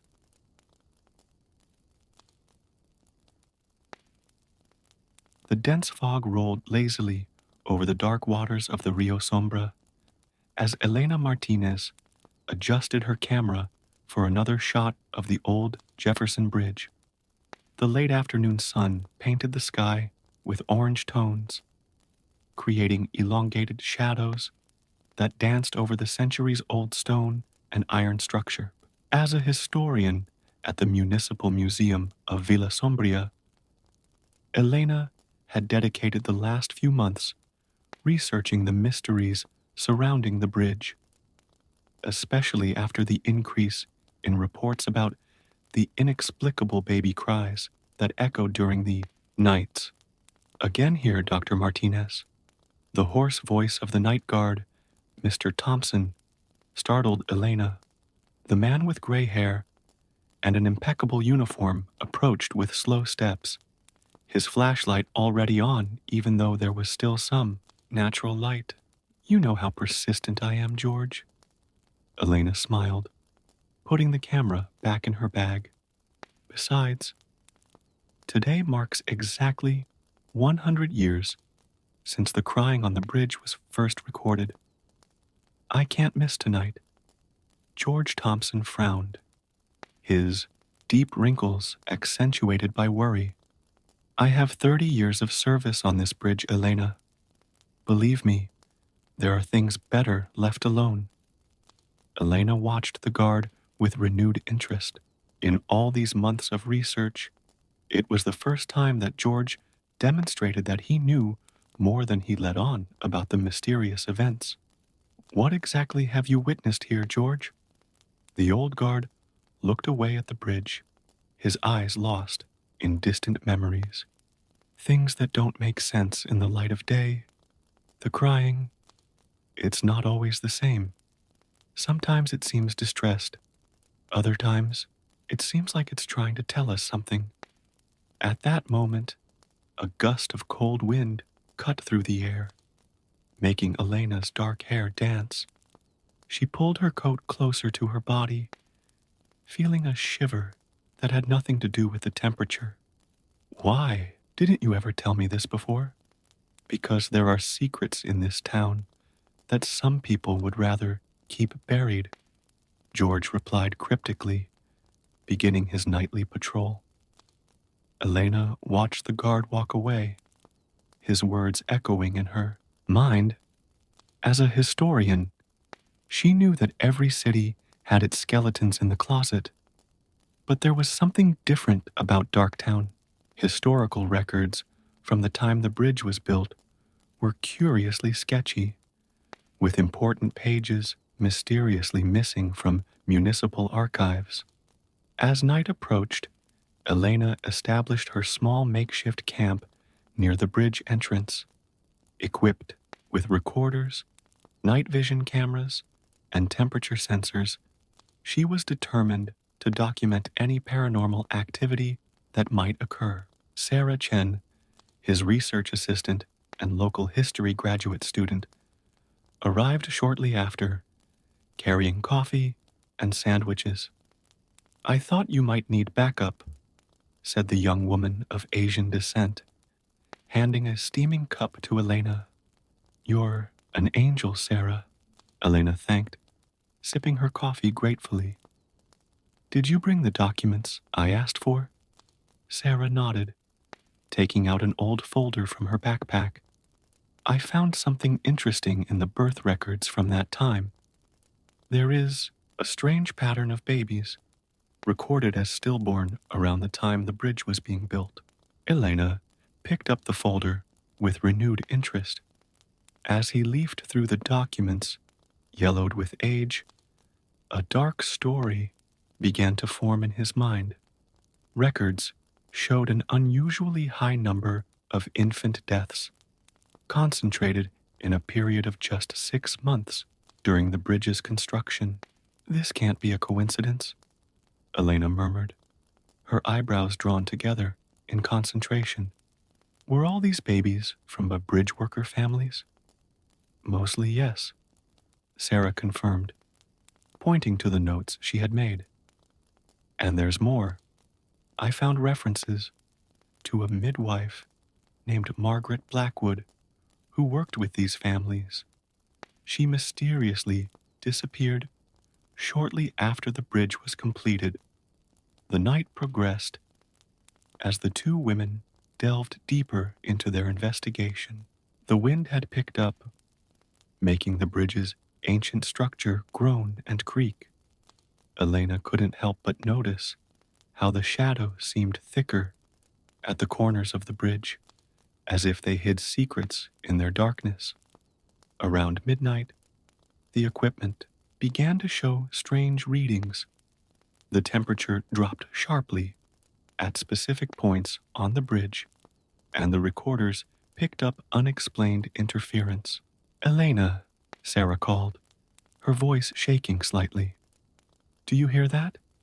In the silence of the night, a soft, distant sound began to echo through the structure of the bridge. It was unmistakable, the cry of a baby. But there was something different about that sound, something that made Elena's heart clench. It wasn't just a cry of sadness or despair. He seemed charged with urgency, as if he were trying to communicate something. Quick, get the thermal camera, Elena instructed, her professionalism overriding the fear that threatened to paralyze her. The images on the screen showed something extraordinary. a diffuse form of heat moving across the bridge, stopping occasionally as if searching for something. George Thompson appeared again, his flashlight cutting through the darkness. "You need to get out of here now," he said, with an authority that brooked no argument. "It's not safe tonight." "But George, we're so close to understanding." Elena began to protest. "Some secrets come at too high a price," the guard interrupted, his normally friendly face set in a frightening seriousness. "And there are people in this town who will do anything to keep them buried." As Elena and Sarah reluctantly packed up their gear, the baby's cries increased in intensity, echoing through the bridge structure like an ancient wail. Elena couldn't help but feel that that night was just the beginning of something much bigger, a story that had waited 100 years to be told. In her apartment that night, reviewing the recordings and notes, Elena realized she had stumbled upon something much bigger than simple local folklore. The events at Jefferson Bridge were connected to a dark secret that reached to the very foundations of Darktown, and someone, or something, was determined to bring it to light. The next morning, Elena woke up to find her desk covered in documents and her laptop screen still displaying thermal images from the night before. The diffuse shape they had captured continued to intrigue her, especially the way it moved, almost as if she were looking for something specific in the structure of the bridge. While he was preparing his breakfast, the phone rang. It was Sarah, her voice thick with excitement. "Elena, you need to see this. I found more information about Margaret Blackwood in the old hospital archives. I'll be there in 20 minutes. Elena replied, quickly gulping down her coffee. Something in Sarah's voice suggested that she had discovered something significant. The municipal archive was housed in a historic building in the center of Villa Sombria, its red brick walls marked by time. Sarah waited at the entrance, holding a yellowed folder and evidently eager to share her discovery. Margaret Blackwood wasn't just a midwife, Sarah explained, as she guided Elena to a secluded table in the back of the archive. She was something of an activist. I found letters from her denouncing the working conditions during the construction of the bridge. Elena examined the documents with growing interest. Margaret's letters revealed a disturbing picture. Workers forced into dangerous conditions, late payments, and a pattern of suspicious accidents involving those who spoke out against the construction management. Look at this. Sarah pointed to a specific passage. She mentions a shady deal between the mayor at the time and the contractors. Something about misappropriation of materials and... Wait, there's more. Before Sarah could continue, they were interrupted by heavy footsteps. The director of the archive, Mr. Jenkins, a burly man with a stern expression, approached his desk. "Dr. Martinez, what a surprise to find you here so early," he said, his smile not reaching his eyes. "I hope you're finding what you're looking for in our modest collection." Elena noticed Sarah discreetly slipping some documents into her bag. "Just routine research, Mr. Jenkins. Local history always holds interesting surprises." "Without a doubt," he replied, his gaze fixed on the papers on the table. "Just remember that some documents require special permission to consult. We don't want misunderstandings." After Jenkins walked away, Elena and Sarah exchanged meaningful glances. "We need to get out of here," Elena whispered. Now, in the cafe next to the archive, the two women examined the documents that Sarah had managed to save. Among them was a newspaper clipping dated 1923 reporting the disappearance of Margaret Blackwood. The article was surprisingly short, just a few lines, mentioning that the midwife had left town for personal reasons. She never left town, an elderly voice commented, making them both jump. A white-haired lady stood next to the table, her wrinkled hands holding a cup of tea. I'm Dorothy Blackwood, Margaret's great niece. Elena and Sarah exchanged surprised looks before inviting Dorothy to join them. The lady accommodated herself with a grace that befitted her advanced age. Margaret kept a diary, Dorothy continued, her voice low but firm. She discovered something while building the bridge, something that involved the babies who died. They weren't natural deaths. The cafe seemed to have become quieter, as if the air itself had stopped to listen. Elena felt a familiar shiver run down her spine. In the last diary entry, Margaret wrote about a ritual. Dorothy continued, her eyes clouded with painful memories. Something to do with the bridge itself. She believed the contractors had made a pact to ensure the structure would last for centuries.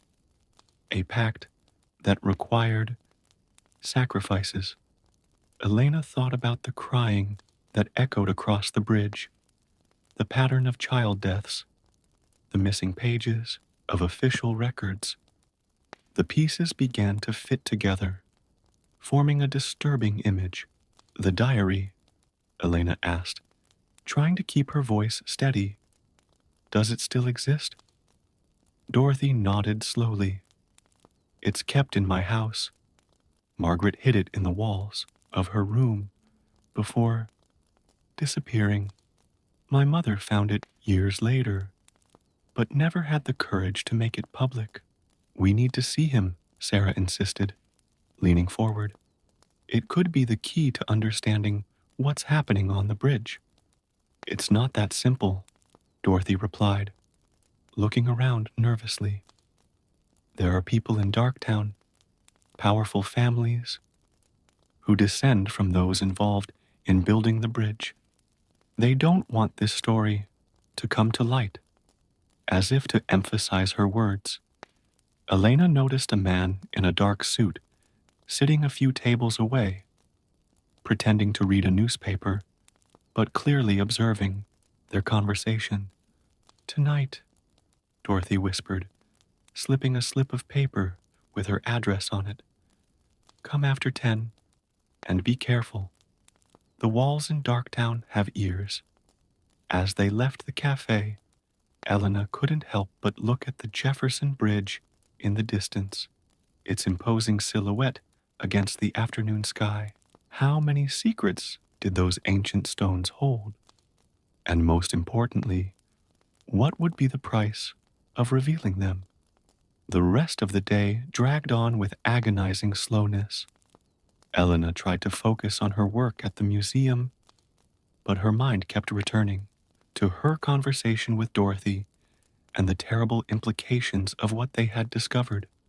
The babies' deaths had not been accidents or natural tragedies.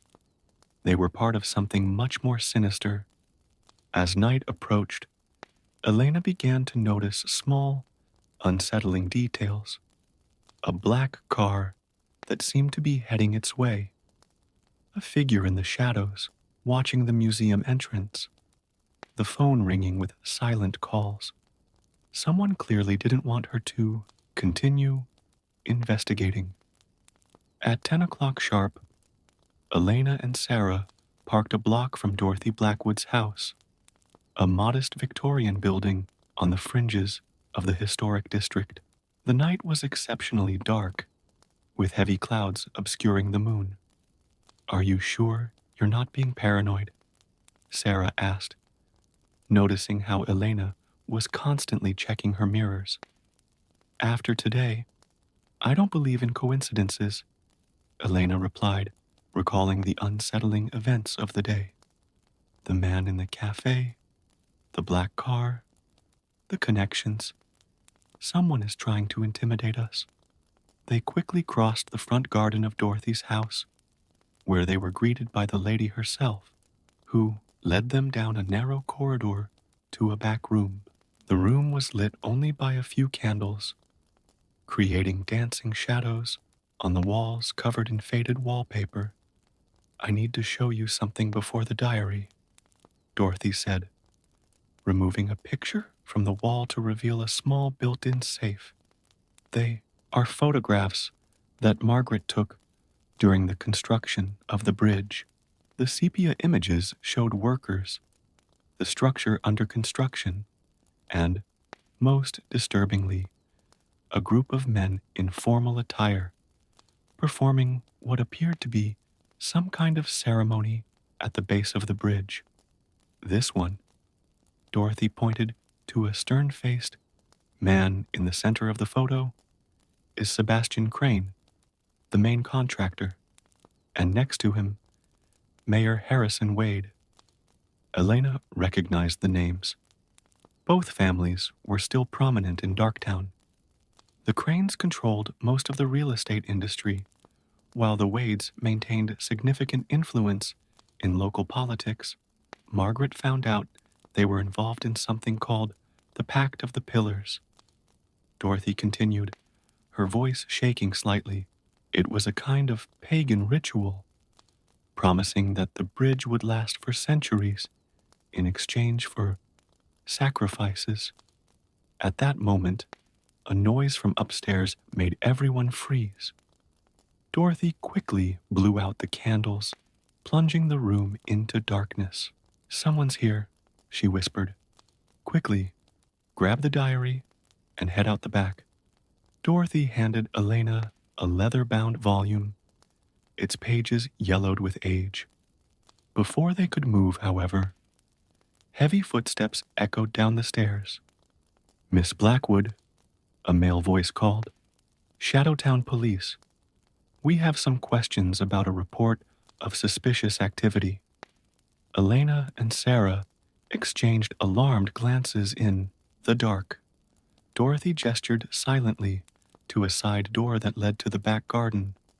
Just a moment, officer, Dorothy replied, her voice surprisingly firm. I'm wearing a nightgown. While the elderly lady distracted the unwanted visitors, Elena and Sarah escaped through the side door. Margaret's diary held tightly against Elena's chest. The garden was in shadow, but they managed to locate a small passage between the fences that led to the parallel street. Once in the car, Elena drove without turning on the headlights until she was a few blocks away. His heart was beating fast, and his hands were shaking on the steering wheel. Those weren't real cops, were they? Sarah asked, still nervously, looking in the rearview mirror. I highly doubt it, Elena replied, finally turning on the headlights as she turned onto a busier avenue. The question is, how did they know we were going to be there? They decided not to return to their homes that night. Instead, they drove to a small motel on the outskirts of town, where they could safely examine the diary. The pages of the Abor's diary revealed a story even darker than they had imagined. Margaret had meticulously documented her suspicions and discoveries, including details of the ritual and the names of the families involved. Listen to this, Elena read aloud. The workers don't know it, but every accident, every construction death has a purpose. Crane and Wade have made a pact with something ancient, something that dwells deep in the river. But it's not just the lives of the workers that fuel the pact. It's the innocents, the newborns, whose pure souls are needed to strengthen the bridge's pillars. Sarah looked pale in the dim light of the motel lamp. So, the babies, they were sacrificed, Elena added, feeling nauseous as she read the following pages. Margaret discovered that the workers' families were being manipulated. The deaths that seemed natural were actually part of the ritual. A distant thunder made them both startle. The storm that had threatened all day finally arrived. There's more, Elena continued reading. Margaret writes about a specific symbol, a mark that was carved into each pillar of the bridge during its construction. She believed it was the key to breaking the pact. Sarah approached the window, watching the first drops of rain. What about the crying we hear? Are the babies trying to tell us something? Maybe, Elena replied, turning another page of the diary. Margaret mentions that the pact needs to be renewed every 100 years, or the bridge will start to collapse. And look at the date she wrote down for the renewal. Let me guess, Sarah interrupted. It's this year? Elena nodded darkly. In 3 days, to be exact, at the new moon. A flash of lightning lit up the room, followed immediately by a deafening thunder. In the brief light, they both saw a figure standing outside the window, watching them. Get down, Elena screamed, pulling Sarah to the floor. Seconds before, a heavy object crashed through the window, scattering shards of glass throughout the room. The object that passed through the window was a rock wrapped in a piece of paper. Elena, still protecting Sarah, crawled until she reached her. The note was short and direct. Stop now, or you will be the next to disappear. We need to get out of here, Elena whispered, quickly stuffing the diary into her bag. They escaped through the back door of the motel, the rain now falling in torrents. Elena's car was a few meters away, but before they could reach it, headlights came on at both ends of the parking lot. This way, Sarah pulled Elena into a side alley. They ran through the darkness, their footsteps muffled by the storm. After several turns, they found refuge in a small abandoned church. Soaking and panting, the two women hid at the back of the church. Elena took the diary out of her bag, relieved to see that it was relatively dry. We need to understand what Margaret discovered about this symbol on the pillars, she said, flipping through the pages by the light of her cell phone. Sarah stood guard near a broken window. Elena, look at this, she called softly. On the outer wall of the church, partially covered by ivy, was carved a symbol similar to the one described in the diary, a complex intertwining of lines that formed something similar to an inverted anchor. It can't be a coincidence, Elena murmured, comparing the symbol to Margaret's drawings. This church must have some connection to the ritual. Investigating the interior of the church, they discovered more symbols hidden beneath layers of peeling paint. The altar, although deteriorated, had similar carvings on its base. Elena photographed everything with her cell phone, while Sarah searched the rubble for more clues. There's something under this floor, Sarah called, pointing to a section of floor that sounded hollow. Together, they managed to lift a loose board, revealing a secret compartment. Inside was a rusty metal box. The box contained ancient documents and a small book of rituals. The yellowed pages revealed disturbing details about the covenant of pillars. According to this, Elena read in a low voice, the original ritual was performed by a sect that worshipped a river entity. They believed that human sacrifices especially of pure souls, would strengthen any structure built on water. But why babies? Sarah asked, her voice shaking. The book says that innocent souls are more powerful. Elena continued reading, and newborns, still connected to the spiritual world, would serve as anchors between our world and the other side. A noise outside made them both silence. Heavy footsteps echoed on the wet gravel. Elena quickly packed the documents and book into her bag, and they hid behind a row of dilapidated benches. We know they're here, a male voice echoed through the empty church. Don't make this any harder than it needs to be. Elena recognized the voice. It belonged to Robert Crane, great-grandson of the bridge's original contractor. Through a gap between the benches, she could see 3 men searching the place with flashlights. The ritual must be completed, another voice said. The bridge can't fall. You have no idea of the consequences. Sarah held Elena's hand tightly. A flashlight beam passed dangerously close to their hiding place. Elena knew they needed a distraction to escape. His fingers touched the small camera in his pocket, giving him an idea. Silently, she turned on the camera and programmed it to fire the flash repeatedly. Then, very carefully, he slid the device to the other side of the church. When the flash began to blink, creating ghostly shadows on the walls, the men ran in that direction. Now, Elena whispered, and they moved quickly to the side door. The rain continued to fall, providentially masking the sound of their escape.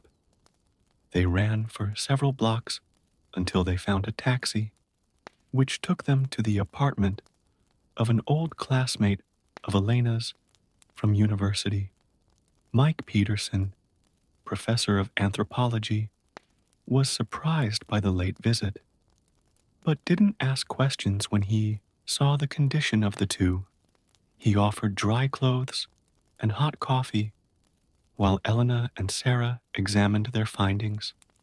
That explains why the crying started to become more frequent, Elena said, studying the ritual book. The spirits know that the pact's term is running out. They are trying to prevent it from happening again. But how can we stop them? Sarah asked.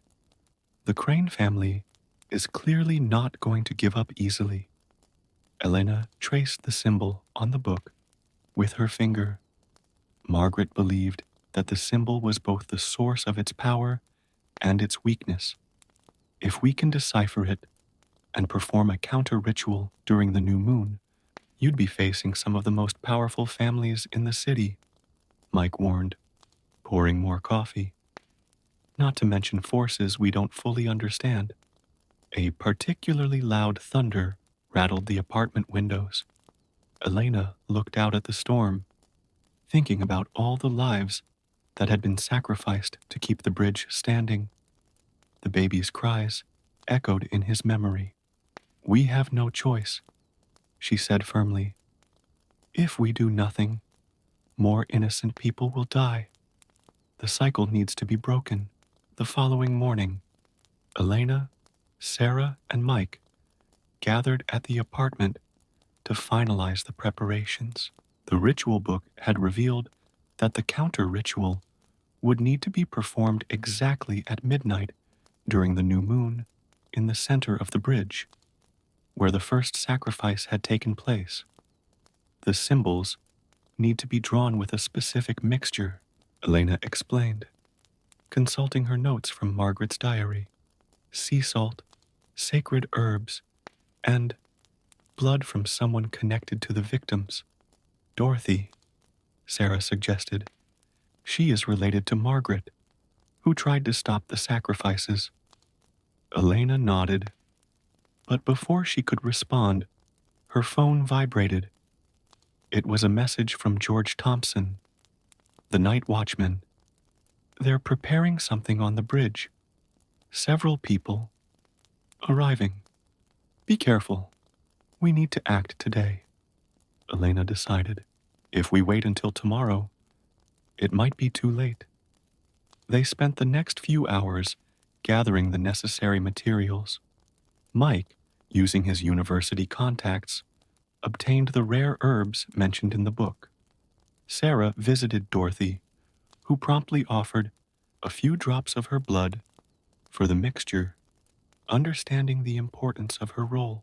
Meanwhile, Elena made copies of all the evidence, the diary, the photographs, the church documents, and sent them to several trusted journalists and historians, with instructions to publish everything if something happened to her.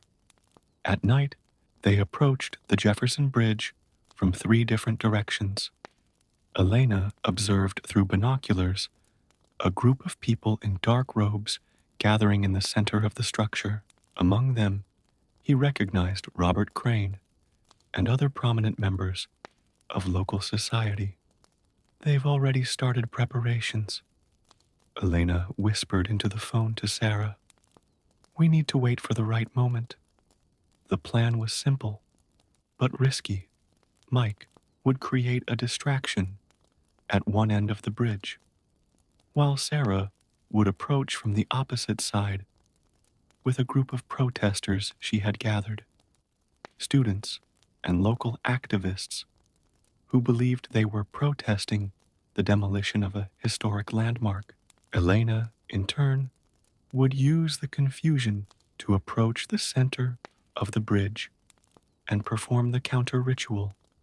In her bag, she carried the necessary ingredients and the book with precise instructions. As midnight approached, a dense fog began to form over the river, as if nature itself was responding to the tension of the moment. The baby's cries, which had previously been occasional, now echoed continuously, louder and more anguished than ever. Mike began the plan by setting off fireworks at one end of the bridge. Almost simultaneously, Sarah and her protesters began marching on the opposite side, chanting and carrying signs. The confusion was immediate. The ritual members split up, some running to contain the protesters, others investigating the fireworks. Elena took advantage of the moment to sneak into the shadows. As he approached the center of the bridge, he saw something that chilled his blood, an improvised altar on which rested a small package that moved slightly. My God, she whispered, realizing they had already secured a victim for the new sacrifice. The crying he now heard wasn't just coming from the spirits. There was a real baby there. Without hesitation, Elena ran towards the altar. Robert Crane and 2 other men still remained there, beginning the ritual. She could hear their voices chanting ancient words in an unknown language. Stop, she shouted, throwing the first mixture of salt and herbs in a wide circle around her. The men turned, surprised. You don't understand what you're doing, Crane growled, advancing towards him. The bridge needs to be maintained. The pact needs to be renewed. Not at the expense of more innocent lives, Elena snapped, beginning to recite the words of the Edisor counter-ritual. As she drew the symbols, with the mixture containing Dorothy's blood, the wind suddenly picked up, and the mist over the river began to thicken unnaturally. The cries of the spirits intensified, now accompanied by the voices of women, the mothers who had lost their babies over the last century. Crane and his companions tried to interrupt Elena, but were surprised by an invisible force that kept them at bay. The structure of the bridge began to vibrate, and the original symbols carved into the pillars began to glow with a bluish light. "The spirits!" Sarah cried, having managed to get closer. "They're helping us." Elena continued the ritual, her voice mixing with the cries and wails that echoed across the bridge.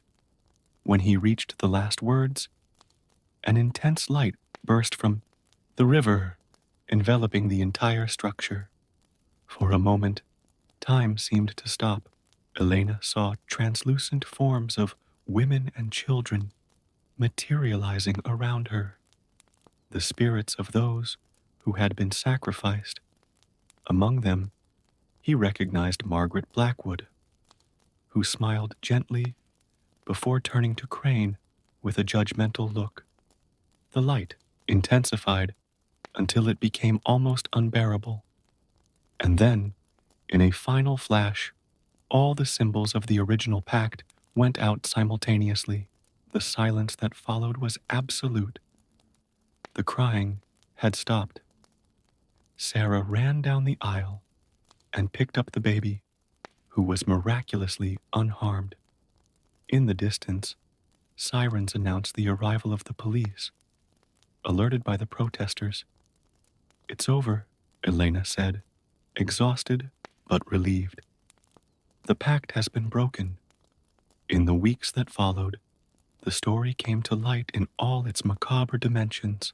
The evidence that Elena had distributed, added to the testimonies of the families involved, led to a series of investigations and arrests. The true story of the Jefferson Bridge finally came to light, and the victims were able to get some form of justice. The bridge remained standing, but now free from the weight of the sacrifices that maintained it.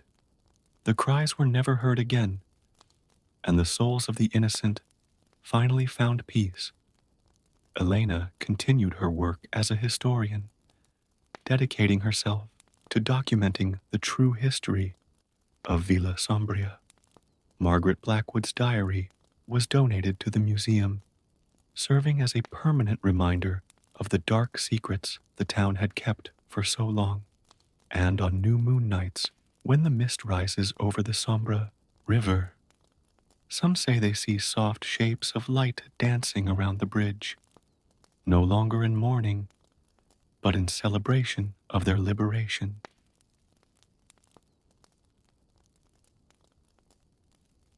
The wind howled through the concrete pillars of the old Miller Bridge, a weathered structure that stretched over the Blackwater River in Cedar Grove, a small town in rural Michigan. Sarah Mitchell, a 28-year-old investigative journalist, adjusted the rearview mirror of her Honda Civic as she parked near the entrance to the bridge. The digital clock on the dashboard read 23:45, and she could feel her heart racing as the minutes approached midnight. It wasn't the first time Sarah had investigated urban legends. It was her specialty at the local Cedar Grove Gazette. But there was something different about this particular story.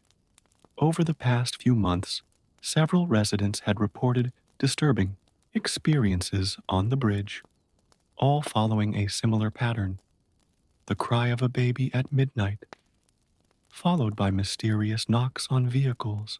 Sarah opened her notebook and reread her notes.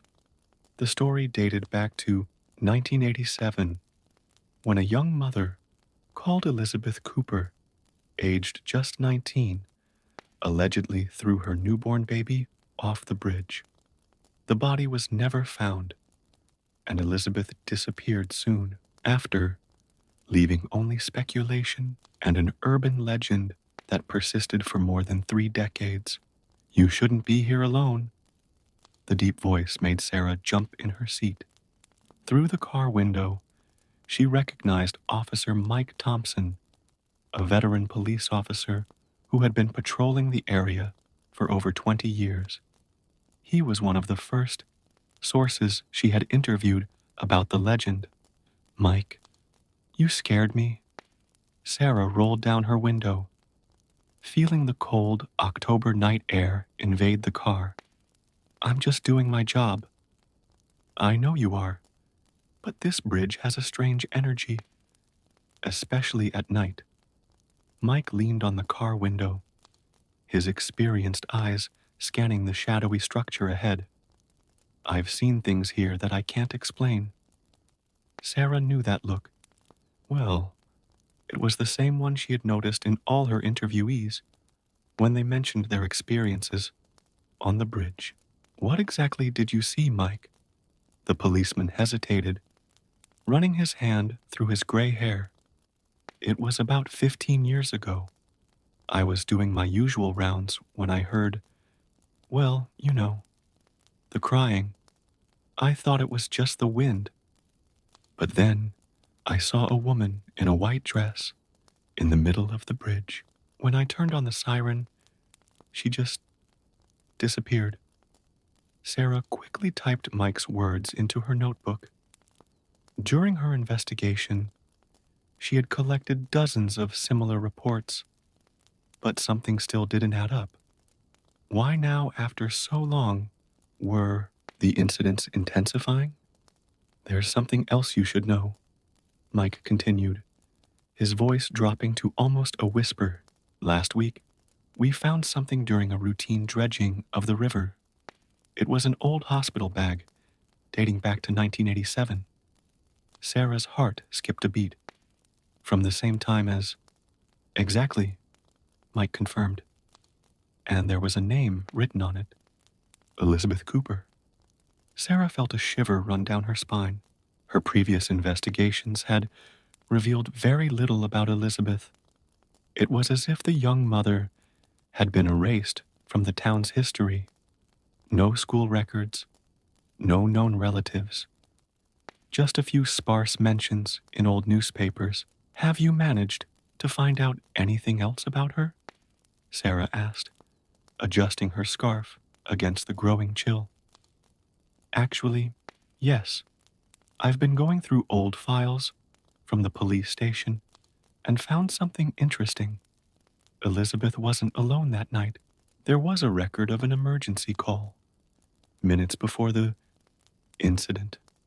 A witness reported seeing two men chasing a woman with a baby towards the bridge. This was new information, something that completely changed the perspective of the story. Sarah looked at her watch, 11:55 p.m. Mike, I have to stay. I have to see for myself. The policeman sighed, clearly worried. I can't stop you, but be careful. Some stories are best left alone. He walked away from the car, but stopped and turned around. Oh, and Sarah, if you hear her crying, don't turn your headlights off. Never turn your headlights off. Sarah watched through the rearview mirror as Mike's car disappeared into the darkness. Alone again, she began to feel the weight of the silence that preceded midnight. The bridge seemed different now, more threatening, as if it held secrets that preferred to remain in the shadows. Her fingers drummed nervously on the steering wheel as she considered the new information. If Elizabeth was being stalked that night, that changed everything. It was no longer just a story of tragedy and despair, but possibly something more sinister. A crime covered up by decades of superstition and fear. The clock struck 23:59, and Sarah could swear that the temperature inside the car had dropped a few degrees. Her eyes alternated between the dark bridge in front of her and the digital clock on the dashboard, counting down the seconds to midnight. Mike's words echoed in her mind. Never turn off your headlights. But Sarah knew that to find out the truth, she had to do just that. After all, it wasn't just a story that needed to be told. It was an injustice that needed to be revealed. And as the clock approached midnight, she knew one thing for sure. The real story of Miller Bridge was only just beginning to unfold. At midnight sharp, Sarah gripped the steering wheel tightly, her eyes fixed on the darkness ahead. The silence was absolute, except for the gentle hum of her Honda Civic's engine. Her fingers hovered over the headlight switch, Mike's warning still echoing in her mind. Just a few minutes, she muttered to herself, trying to calm her nerves. With one swift movement, she switched off the headlights, plunging the bridge into complete darkness. The weak moonlight barely illuminated the contours of the ancient structure. The first few minutes were silent. Sarah kept her eyes peeled, alternating between watching the bridge through the windshield and checking the notes in her notebook. The wind began to pick up, whistling through the bridge's metal beams, creating an eerie melody that made her heart race. It was then that she heard it. At first, it was almost imperceptible, a sound so soft that it could easily be mistaken for the wind. But gradually, it became more distinct, the unmistakable cry of a baby. Sarah picked up her digital recorder with trembling hands, making sure she was picking up the sound. The cry intensified, echoing through the bridge structure. It was an agonizing sound, full of despair and pain. Suddenly, a loud bang on the side of the car made her jump. Sarah stifled a scream, her fingers instinctively reaching for the headlight switch. But before she could reach it, something caught her eye in the rearview mirror. A pale figure in the middle of the bridge. It was a young woman dressed in white, exactly as Mike had described. Her dress fluttered in the night wind, and her long dark hair partially covered her face. She seemed to be looking for something. Her movements were erratic and desperate. Sarah picked up her camera, but her hands were shaking so badly that she could barely focus it. The figure began to move towards the car, each step echoing off the metal structure of the bridge. The baby's crying increased in intensity, now mixed with feminine sobs. "Elizabeth?"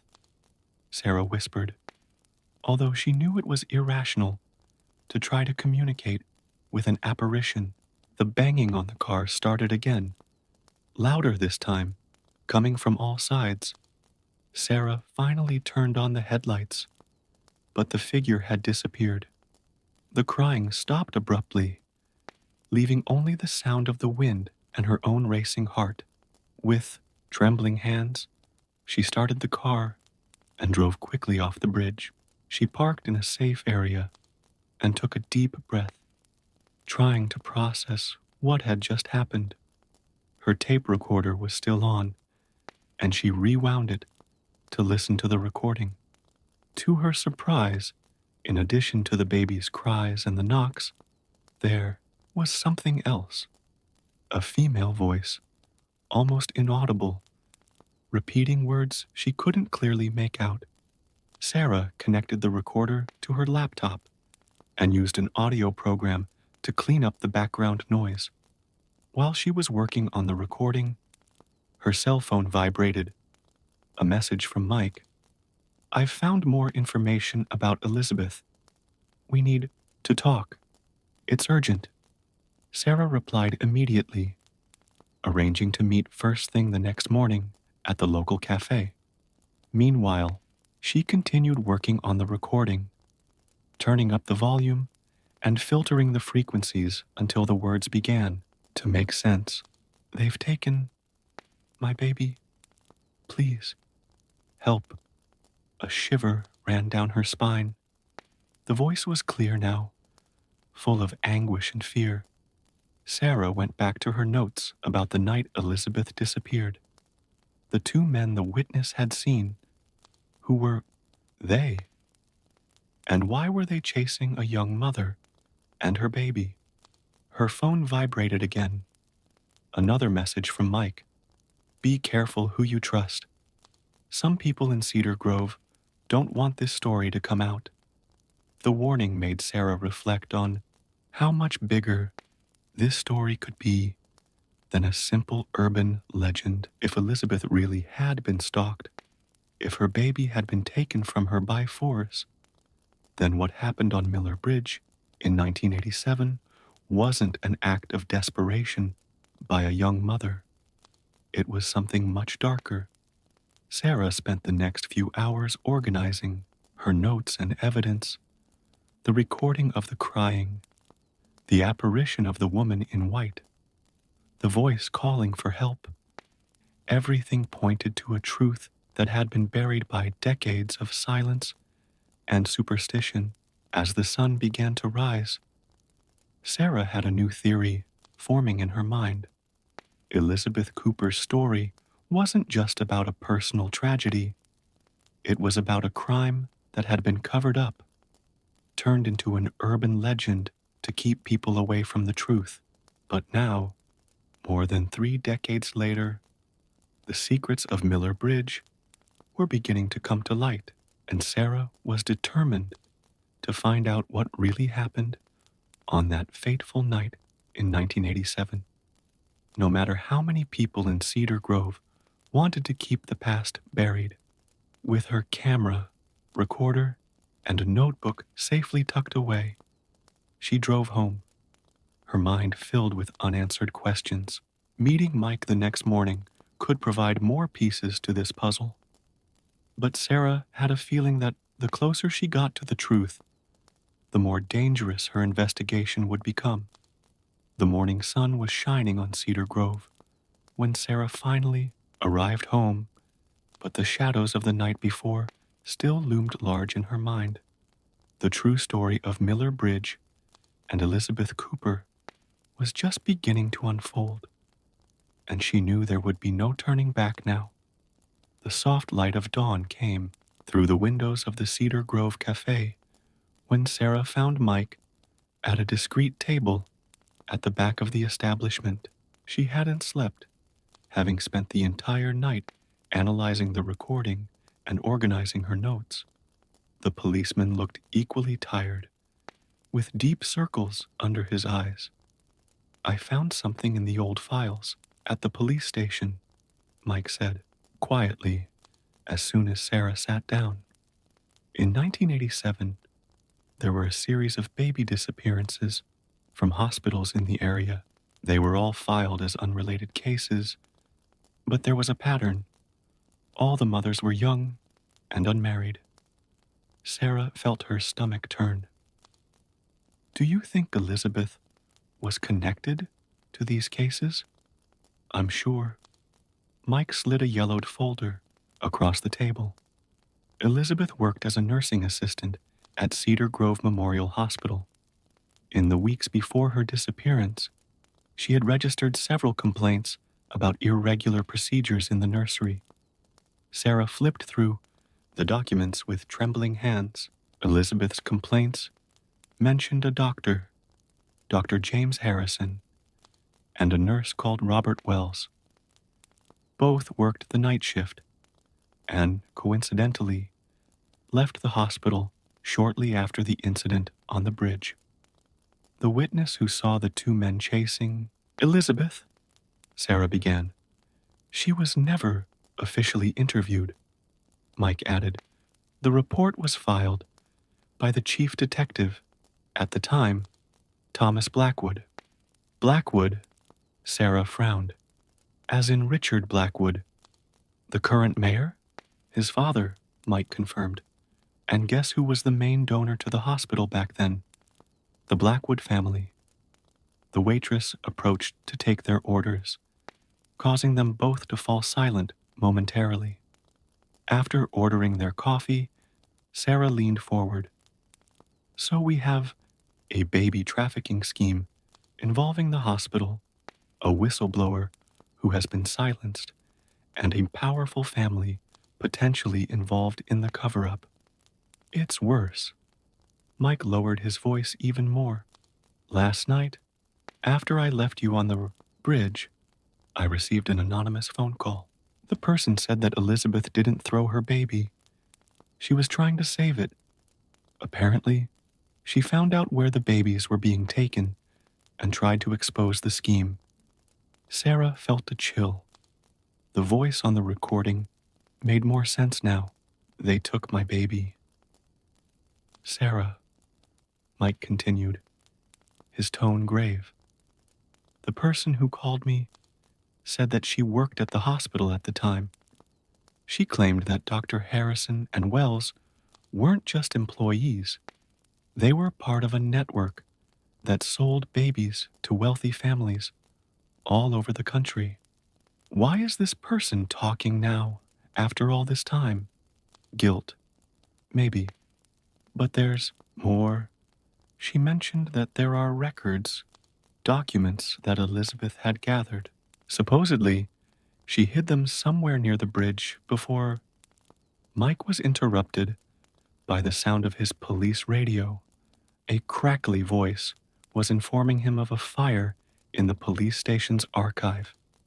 He stood up abruptly. "This is no coincidence," he said, throwing some notes on the table. "Someone is trying to cover their tracks. Be careful, Sarah. Don't trust anyone." After Mike's hasty departure, Sarah remained in the cafe, her coffee cooling untouched. As she processed the information, her mind went back to the apparition on the bridge. It wasn't a vengeful spirit, but a desperate mother trying to tell her story. Determined, she paid her bill and drove to the municipal library. If Elizabeth had found out anything about the scam, there might be clues in the newspapers of the time. In the old periodical section, Sarah found something intriguing: a series of coded, classified ads that appeared regularly in 1987, always following the same pattern: loving families, seeking special blessings, discretion guaranteed.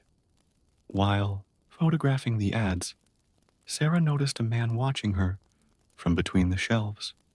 When their gazes met, he quickly disappeared.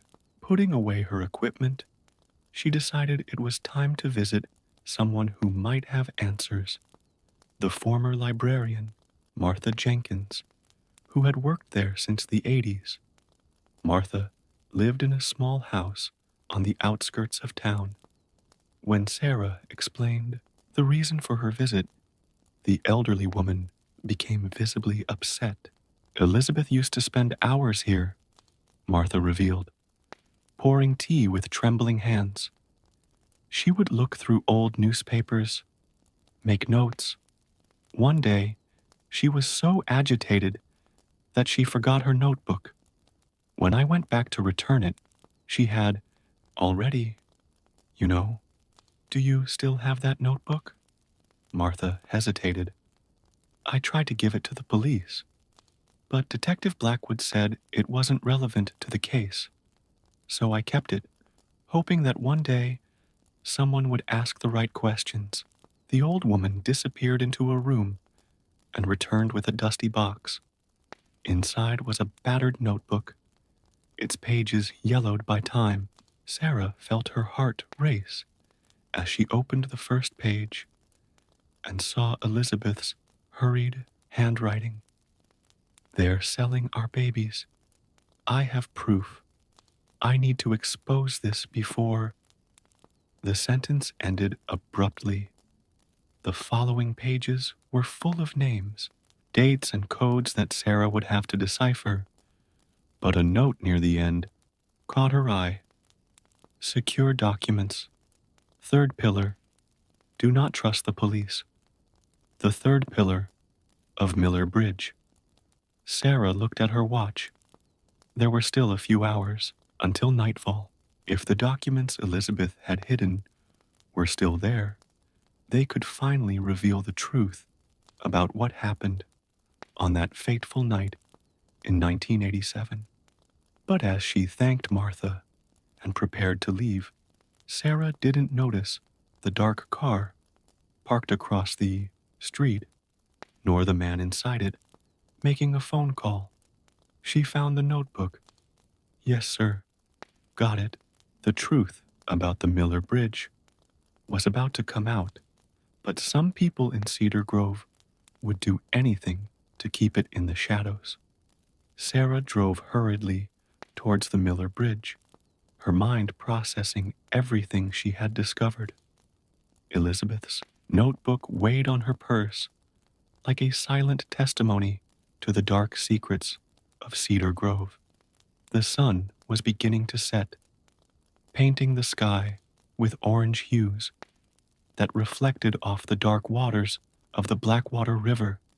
Before reaching the bridge, she stopped at a gas station to fill up and buy a new flashlight. While waiting in line at the cashier, she noticed a local newspaper with a headline that made her blood run cold. Fire at police station destroys historical archives. The photo showed Mike Thompson among the firefighters, his face tense as he supervised the operation. His phone vibrated, a message from an unknown number. Meet me at the abandoned cafe near the bridge. I have information about Elizabeth. Come alone. Sarah hesitated, aware of the risks, but the possibility of finding out more about the case was too tempting to ignore. The abandoned cafe was a decaying structure about half a kilometer from the bridge. When Sarah arrived, she found Martha Jenkins waiting in the empty parking lot, looking even more nervous than before. Sorry about the anonymous message, said Martha, looking around constantly. After you left, I remembered something important. Elizabeth wasn't pregnant when she started investigating the disappearances. She was investigating because her younger sister, Amy, had a baby taken from her in hospital. Elizabeth had a sister? Sarah asked, surprised that this information had never appeared in her research. They had erased all of Amy's records, Martha explained. She was underage at the time. The Blackwood family made sure the case was completely covered up. But Elizabeth didn't give up. She kept investigating until she discovered that it wasn't an isolated case. A sudden noise startled the two women. Martha grabbed Sarah's arm. There's one more thing. Dr. Harrison didn't leave town after the incident. He just changed his name and continued practicing in a private clinic. His new name is... The sound of screeching tires interrupted the sentence. A dark car came out of nowhere, its headlights blinding. Martha pushed Sarah behind a dumpster. Seconds before, gunshots echoed through the empty parking lot. Sarah remained motionless, her heart hammering as she heard the car accelerate and disappear into the night. When she finally dared to move, she found Martha lying on the ground, blood staining her blue sweater. Martha. Sarah knelt beside the elderly woman, her hands shaking as she dialed emergency. The documents, Martha whispered with difficulty. Elizabeth, third pillar. Old safe. Sirens began to sound in the distance as Martha lost consciousness. Sarah stayed with her until the ambulance arrived, her world spinning with the implications of what had happened. This was no longer just a journalistic investigation. It was a matter of life and death. After Martha was taken to hospital, Sarah found herself in a dilemma. The police would certainly want to question her, but every minute lost was one less chance of finding the documents before others did. With a sudden decision, she got into her car and drove to the bridge. Dusk had given way to full night when she parked next to the structure, armed with her new flashlight and Elizabeth's notebook. Sarah started down the steep slope towards the third pillar. The river flowed violently below, its black waters holding decades of secrets. Following the cryptic instructions in the notebook, Sarah carefully examined the pillar. After several minutes of searching, her fingers found an irregularity in the concrete, a small, cleverly camouflaged compartment. Inside, protected by waterproof plastic, was a yellowed envelope. The sound of footsteps on the bridge above made her hide closer to the pillar. Male voices conversed in low tones, and the beam of flashlights swept the area. "Are you sure she'd come here?" a voice asked. "Old Mike said she was investigating the history of the bridge," another voice replied. "If she found Elizabeth's notebook, she'll be looking for the documents." Sarah recognized the second voice. It belonged to Richard Blackwood, the current mayor. Her heart raced as she realized that she was effectively trapped between the river and her pursuers. Careful not to make a sound, she tucked the envelope into her jacket and began to move sideways along the base of the bridge, using the shadows as cover. Her foot slipped on a loose stone, causing a small gravel slide. "Did you hear that?" one of the voices asked. Sarah froze, pressed against the cold concrete, as the beams of the lanterns danced ever closer to her position. It was then that she heard, faint at first, but gradually growing, the cry of a baby. The men on the bridge heard it too. "What the hell is that?" A pale figure began to materialize in the middle of the bridge, just as Sarah had seen the night before. But this time, Elizabeth wasn't alone. Next to her, the translucent form of a younger girl also appeared. "Amy," Sarah whispered, finally realizing the true extent of the tragedy. The men on the bridge began to retreat, their hurried footsteps echoing off the metal structure. Sarah took advantage of the distraction to move quickly along the riverbank, her heart beating so hard it felt like it was going to explode. When she finally reached her car, her hands were shaking so badly that she could barely insert the key into the ignition.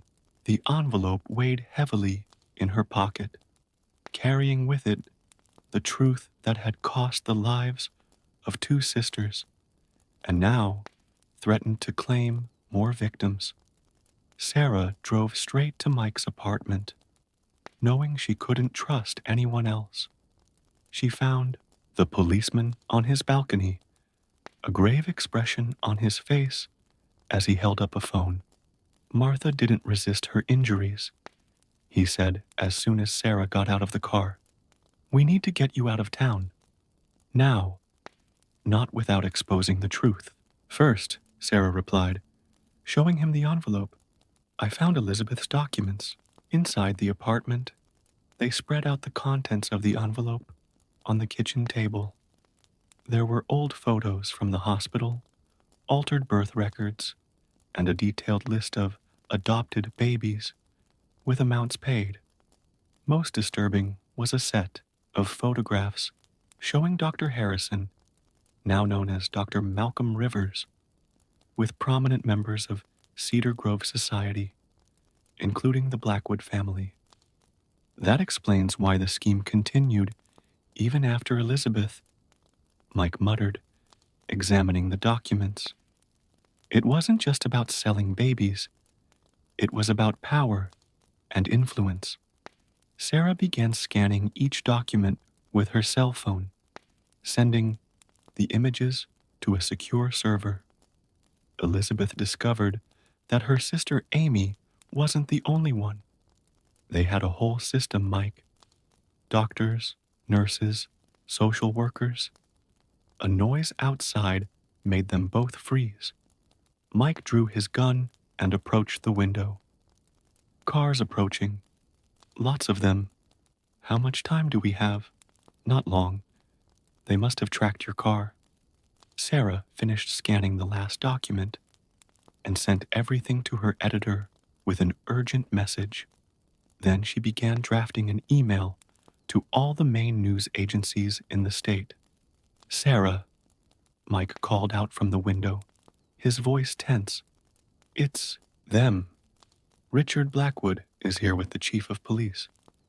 How did they know? Sarah stopped when she saw Mike's guilty expression. You called them. I'm sorry, he said, lowering the gun. They have my family. The sound of doors opening and closing echoed outside. Sarah quickly pressed send on her phone and put it away. The original documents she stuffed into her boot. Mike, you don't have to do this, she tried, but the policeman had already opened the door. Richard Blackwood entered first, followed by two men Sarah recognized from the photos. Dr. Rivers and Robert Wells. Older, but still intimidating. Miss Mitchell.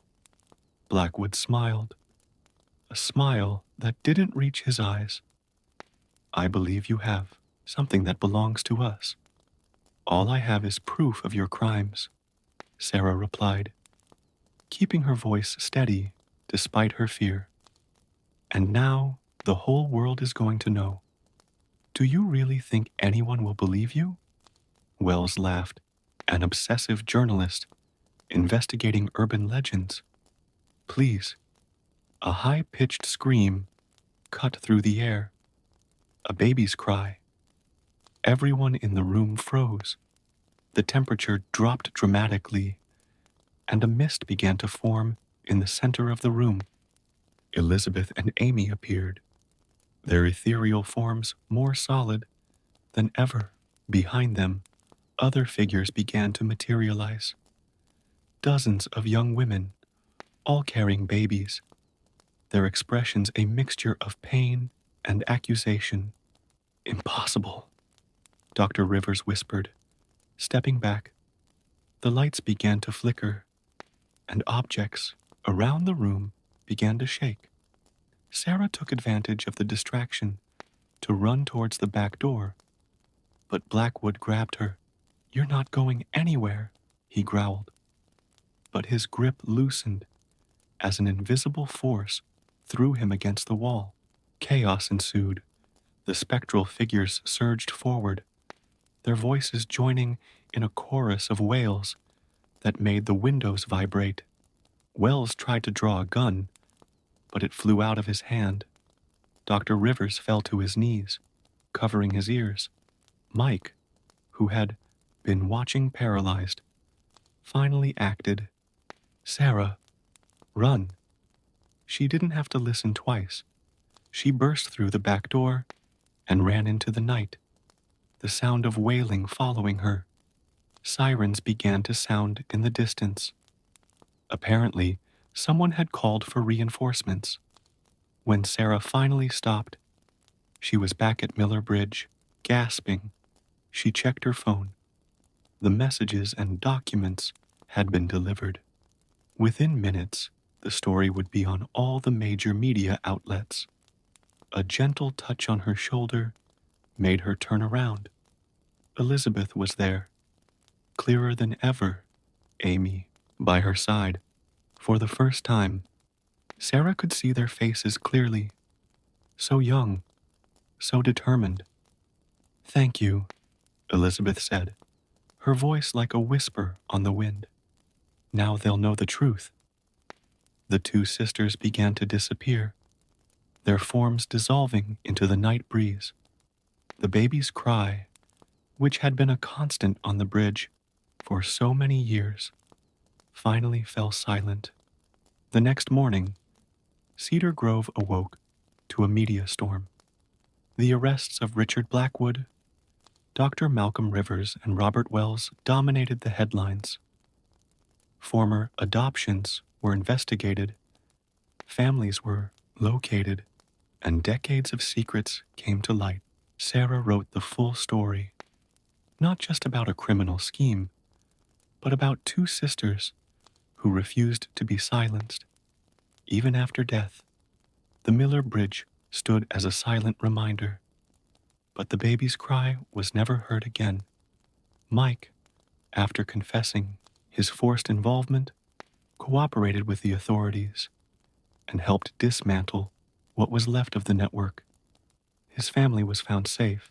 Years later, a plaque was placed at the entrance to the bridge in memory of Elizabeth and Amy Cooper and all the mothers and babies of Cedar Grove.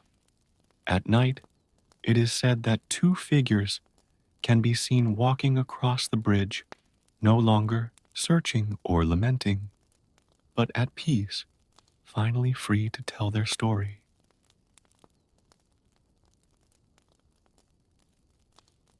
The sun was slowly setting over the small coastal town of Shimanami, painting the sky with orange hues that were reflected in the calm waters of the Mizugawa River. Yuki Tanaka, a 12-year-old girl with black hair in a messy ponytail, sat by the river, throwing pebbles into the water as she watched the last fishermen gather their nets. Her grandfather, Kenji, always said that this was the most dangerous time of the day, when the creatures of the river began to awaken. Yuki-chan, her mother's voice echoed from the traditional wooden house at the top of the hill. It's getting late. But Yuki didn't want to go back. Ever since her grandfather had fallen ill 3 months ago, she had spent more and more time by the river, as if the waters could whisper the cure that the doctors couldn't find. The hospital in the big city had given her a discouraging diagnosis, a rare blood disease with no known treatment. The girl sighed, picking up another smooth pebble. Before throwing it, she noticed something strange in the water, a greenish glow that didn't seem natural. For a moment, she thought she saw a face watching her from the depths, but convinced herself that it was just a reflection of the setting sun in the water. In the village, everyone knew the stories about the kappa. Yuki's grandfather was especially well versed in them, having devoted much of his life to studying the local legends. In his stories, the kappa was not the bloodthirsty monster that some described, but a complex creature capable of great wisdom and generosity as long as it was treated with due respect. If you ever meet a kappa, his grandfather always said, remember to bow deeply. He won't be able to help but reciprocate, and when he does, the water from his head will spill out. Without it, he loses his strength and becomes vulnerable. That evening during dinner, Yuki barely touched his rice. His mother, Sakura, a woman with a gentle but tired expression, tried to keep up a cheerful conversation, but his grandfather's absence at the table was painfully noticeable. Tomorrow we'll visit him in hospital, said Sakura, pouring more tea. The doctor said he's a bit more cheerful today. Yuki nodded silently, thinking of the face she had believed she saw. In the river, an idea began to form in her mind, one that her mother would certainly not approve of. After everyone had gone to bed, Yuki stayed awake, planning. Her grandfather's stories about the kappa's medicinal knowledge echoed in her mind. If the doctors couldn't help, maybe there was another solution. The next morning, before the sun had even risen, Yuki quietly slipped out of the house. In her backpack, she carried a special offering, 3 fresh cucumbers bought with her savings at the market the day before. She also carried a small notebook in which she had carefully written down everything her grandfather had ever told her about the kappas. The river was different in the early hours of the morning, shrouded in a low mist that gave the place an almost magical atmosphere. Yuki walked to her usual spot, but this time, instead of simply sitting down, she began to organize her offering. She laid out the cucumbers on a small white towel she had brought from home, arranging them carefully. Then he knelt down and began to recite the words his grandfather had taught him, an ancient Japanese prayer that, according to him, was especially appreciated by the creatures of the river. Time passed slowly. The sun began to rise over the horizon, dispelling the mist. Yuki remained motionless, determined. Her legs were beginning to ache from the position, but she refused to move. Then she heard a gentle sound of moving water, different from the natural flow of the river. Her heart raced as she saw bubbles rising to the surface, just a few meters from where she stood.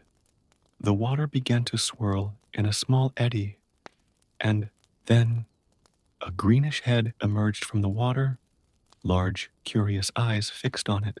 The kappa was exactly as her grandfather had described, the size of a child, with a beak like a turtle's, and a cavity at the top of its head, filled with water that reflected the morning light. Yuki felt her initial fear give way to determination. He remembered his grandfather's teachings, and, keeping his eyes lowered in a sign of respect, bowed deeply. As expected, the kappa couldn't help but return the courtesy, and Yuki heard the sound of falling water as he bowed. But she didn't try to take advantage of his momentary weakness. That would be disrespectful and could ruin everything. When she raised her head again, the kappa was watching her with an expression that seemed to mix surprise and approval. His eyes moved to the cucumbers laid out on the towel, and a small smile formed on his beak. "Honorable Kappa-sama," Yuki began, her voice trembling slightly. "I've come to ask for your help. My grandfather is very ill, and the doctors don't know how to cure him. He always spoke of your great wisdom and medicinal knowledge." The kappa tilted his head, listening intently. His eyes, Yuki noticed, were much kinder than she had imagined, although there was an ancient wisdom in them that made her feel very young and small. Thus began a journey that would change not only Yuki's life, but that of her entire family. What she didn't yet know was that the price of the kappa's help would be more complex than simple offerings of cucumbers, and that her own courage and compassion would be tested in ways she had never imagined. In the days following his meeting with the kappa, Yuki established a peculiar routine. Every morning, before sunrise, she would discreetly leave her house and walk down to the Mizugawa River, always carrying a fresh cucumber as an offering. The kappa, who she now knew was called Mizuki, would appear punctually, emerging from the waters with his characteristic aquatic grace. During these early morning visits, Mizuki began to teach Yuki about the healing properties of the plants that grew on the banks of the river. With nimble, green fingers, he showed Yuki which leaves to pick, how to identify the most potent shoots, and the correct way to prepare infusions. Yuki meticulously wrote everything down in her notebook, determined not to miss any detail that might help her grandfather. "Plants talk to us," explained Mizuki in her soft, melodious voice, which resembled the sound of running water. But few humans still know how to listen. One particularly important morning, Mizuki revealed something that made Yuki's heart leap. There was a rare plant with extraordinary properties that could help her grandfather. The problem was that it only grew in one specific place, a small island in the middle of the deepest lake in the region, 3 days' walk from the village. "It's not an easy journey," warned Mizuki, her eyes reflecting genuine concern. and the plant only blooms during the full moon, which will be in 5 days. Yuki felt the weight of responsibility on her shoulders. She would have to find a way to make this journey without her mother finding out. In addition, there were the dangers along the way. The lake was known for its treacherous waters and not always friendly creatures. At home, Sakura began to notice subtle changes in her daughter. Yuki was quieter, more thoughtful, and I often caught her consulting old maps of the region that belonged to her grandfather. One afternoon, while Yuki was absent-mindedly organizing her backpack with supplies, her mother entered the room unannounced. "What are you planning, Yuki-chan?" asked Sakura, her voice a mixture of curiosity and concern. For a moment, Yuki considered telling her everything about Mizuki, about the medicinal plant, about her mission, but she knew that her mother, as understanding as she was, would never allow her to make such a dangerous journey alone. "I'm just organizing a few things, Mom," she replied, trying to sound casual. "Maybe we can have a picnic at the weekend."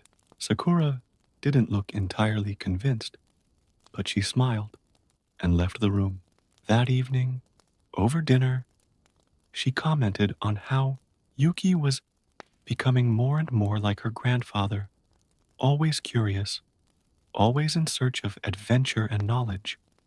The next morning, Mizuki introduced Yuki to another Kappa, an old man called Takeshi, who knew all the safe routes through the mountains to the lake. With shrewd eyes and a cavity in his head that seemed deeper than Mizuki's, Takeshi drew a detailed map in the damp earth by the river. "Follow the path of the migratory birds," he instructed, pointing to specific markings. "And remember, not all Kappa are as friendly as we are. Some still hold old grudges against humans." Yuki absorbed every word, every instruction. As the day of the full moon approached, she refined her plans, prepared her supplies, and strengthened her resolve. Mizuki promised to accompany her part of the way through the rivers and streams that connected. But there were stretches that she would have to travel alone. On her last visit to the hospital, before her planned departure, Yuki found her grandfather weaker than ever. Even so, his eyes sparkled when she entered the room, and for a moment, she saw in him the strong, adventurous man he used to be. "You have something different in your eyes, little one," he said, taking her hand.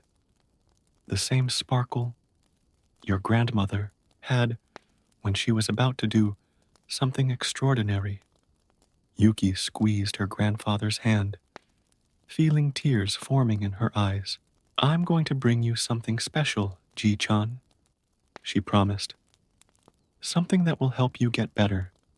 That evening, while finishing packing her backpack, Yuki found an ancient jade amulet that had belonged to her grandmother. Her mother had always said that it brought protection to travelers. Without thinking twice, she put it around her neck, feeling instantly braver. The plan was set.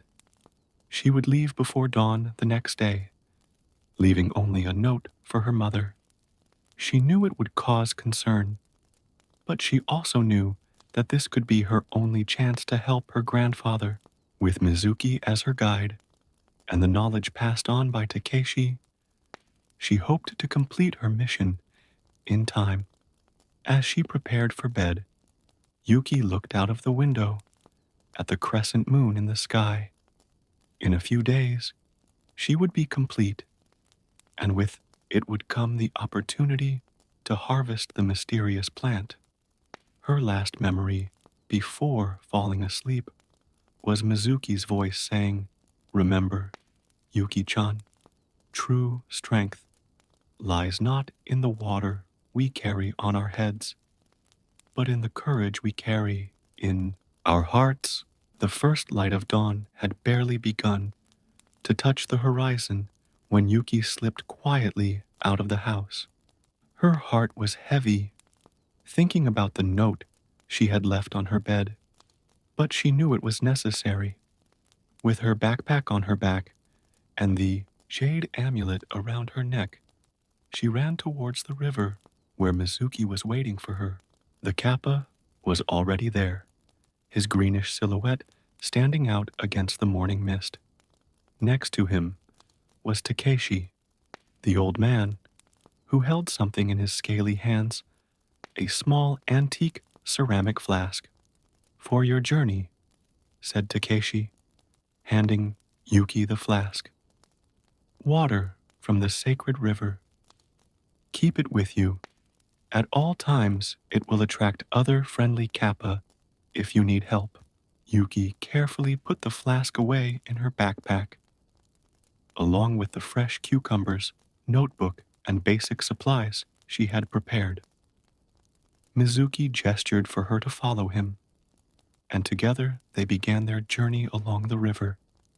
The first few hours were quiet, with Mizuki swimming gracefully close to the shore, while Yuki walked, occasionally helping her find the best paths through the dense vegetation.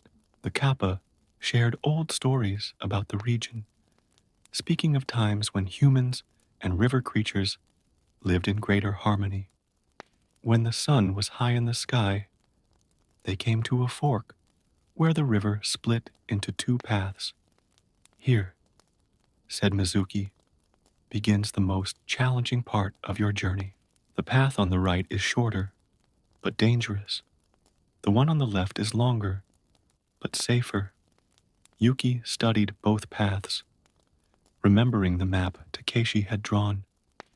The path on the right passed through territory known to harbor less friendly kappa, but it would save almost a whole day's travel, precious time, considering the approach of the full moon.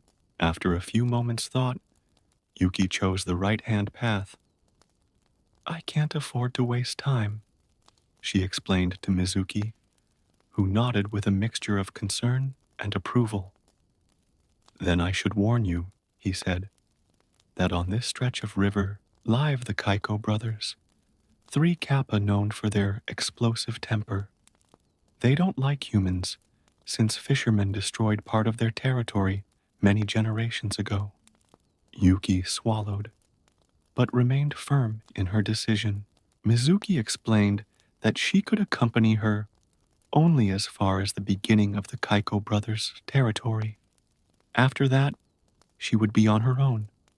As they advanced, the environment began to change subtly. The vegetation became denser and darker, and the sound of the river seemed deeper, almost threatening. Yuki noticed strange markings on the tree's symbols that looked like they had been made with sharp claws. They're warnings, explained Mizuki. Territorial markings from the Kaiko brothers. When they reached the point where Mizuki was supposed to leave her, he held Yuki's hand for a moment. Remember what you've learned. Courtesy and respect are your best weapons. And don't forget, the holy water, use it wisely. With one last look of encouragement, Mizuki dived into the water, leaving Yuki alone. For the first time since the start of their journey, she adjusted her backpack on her shoulders and continued walking, her fingers unconsciously touching the jade amulet around her neck, the first sign that she had entered the Kaiko brothers' territory came in the form of a sudden, unnatural silence. The birds stopped singing, and even the sound of the river seemed muffled. Yuki stayed alert, remembering her grandfather's teachings on how to deal with river creatures. It wasn't long before she realized she was being watched. Greenish reflections in the water, quick movements in the corner of her vision. The Kaiko brothers were testing her, evaluating her before revealing themselves. Yuki decided to stop in a small clearing near the river. With deliberate and respectful movements, she removed 3 cucumbers from her backpack and carefully arranged them on a flat stone at the water's edge. Then she knelt down and began to recite the ancient prayer her grandfather had taught her. For a few moments, nothing happened. Then 3 greenish heads emerged simultaneously from the water, the Kaiko brothers. They were larger than Mizuki, with harsher expressions and old scars on their scaly skins. "A human child in our territory," said the largest of them, his voice as deep as distant thunder. "What gall is that?" Yuki remained calm, remembering Mizuki's words about the importance of courtesy. He bowed deeply, keeping his eyes lowered in a sign of respect. As expected, the 3 kappa couldn't help but reciprocate the gesture, and the sound of falling water echoed in the clearing. "I humbly ask permission to cross your territory," said Yuki, his voice firm despite his fear. "I'm traveling in search of a medicinal plant to save my grandfather's life." The Kaiko brothers exchanged glances, seeming surprised by her honesty and formality. The youngest of the 3 approached, examining the offerings she had left. "You know our customs," he observed, "and you bring appropriate gifts." The eldest of the brothers swam to the shore, his eyes fixed on Yuki with a piercing intensity. "Why should we trust a human? Your kind has betrayed us before." It was then that Yuki had an idea. Carefully, she took out the vial of sacred water from her backpack. "This water was a gift from Takeshi-sama," she explained, "to prove that I come in peace and with the blessing of the kappa of the Misugawa River." The 3 brothers' eyes widened as they recognized the ancient bottle. The eldest took it reverently, removing the lid to smell its aroma. After a moment's consideration, he handed the bottle back to Yuki. "You speak the truth," he declared, "and you show wisdom beyond your years. You may cross our territory, but you must promise to keep the ways of the kappa a secret." Yuki bowed again deeply, his heart overflowing with relief and gratitude. The youngest of the brothers even offered to guide her across the most treacherous part of the river, where the currents were especially strong. As she continued her journey, now with an unexpected guide, Yuki reflected on how right her grandfather had been. Respect and courtesy really were the keys to dealing with the creatures of the river, but there was still a long way to go, and the clock was ticking. The full moon was approaching, and with it, the crucial moment of their mission. After the surprising alliance with the Kaiko brothers, Yuki set off with renewed energy. The youngest of the brothers, who introduced himself as Kenshin, swam calmly beside her, guiding her through the most difficult stretches of the river. As they progressed, the landscape began to change dramatically. The banks became steeper and rockier, and the air colder as they approached the mountains. "The sacred lake is beyond that peak," explained Kenshin, pointing to a distant mountain covered in mist. "But there's another challenge before we get there, the Valley of Eternal Mists." Yuki consulted her notebook, recalling the map drawn by Takeshi. The Valley of Eternal Mists was a mythical place, where the veil between the spirit world and the physical world was said to be thinner. Even the kappa avoided that region whenever possible. As the day progressed, Yuki began to notice subtle changes in the environment. The sound of the river became softer, almost musical, and strange lights occasionally danced between the trees. Kenshin became more and more restless until he finally stopped at a small cove. "This is as far as I can keep up with you," he said, his voice heavy with concern. "The valley begins just after that bend. Remember, in the valley, not everything you see is real, and not everything that is real can be seen." Yuki thanked him for his help with a deep bow, offering him his last cucumber as a parting gift. Before leaving, Kenshin added, "If you meet the guardian of the valley, don't look directly into her eyes. But don't look away completely either. That would be considered an insult." With these enigmatic words echoing in her mind, Yuki continued, alone. The mist began to thicken rapidly until she could barely see a few meters in front of her. The sound of the river became her only reliable guide through the ethereal whiteness. As he walked, whispering voices seemed to emerge from the mist, some familiar, others completely strange. At one point, he was sure he heard his grandfather's voice calling his name. But he remembered Kenshin's warning. Not everything he perceived was real. The hours passed strangely in the valley.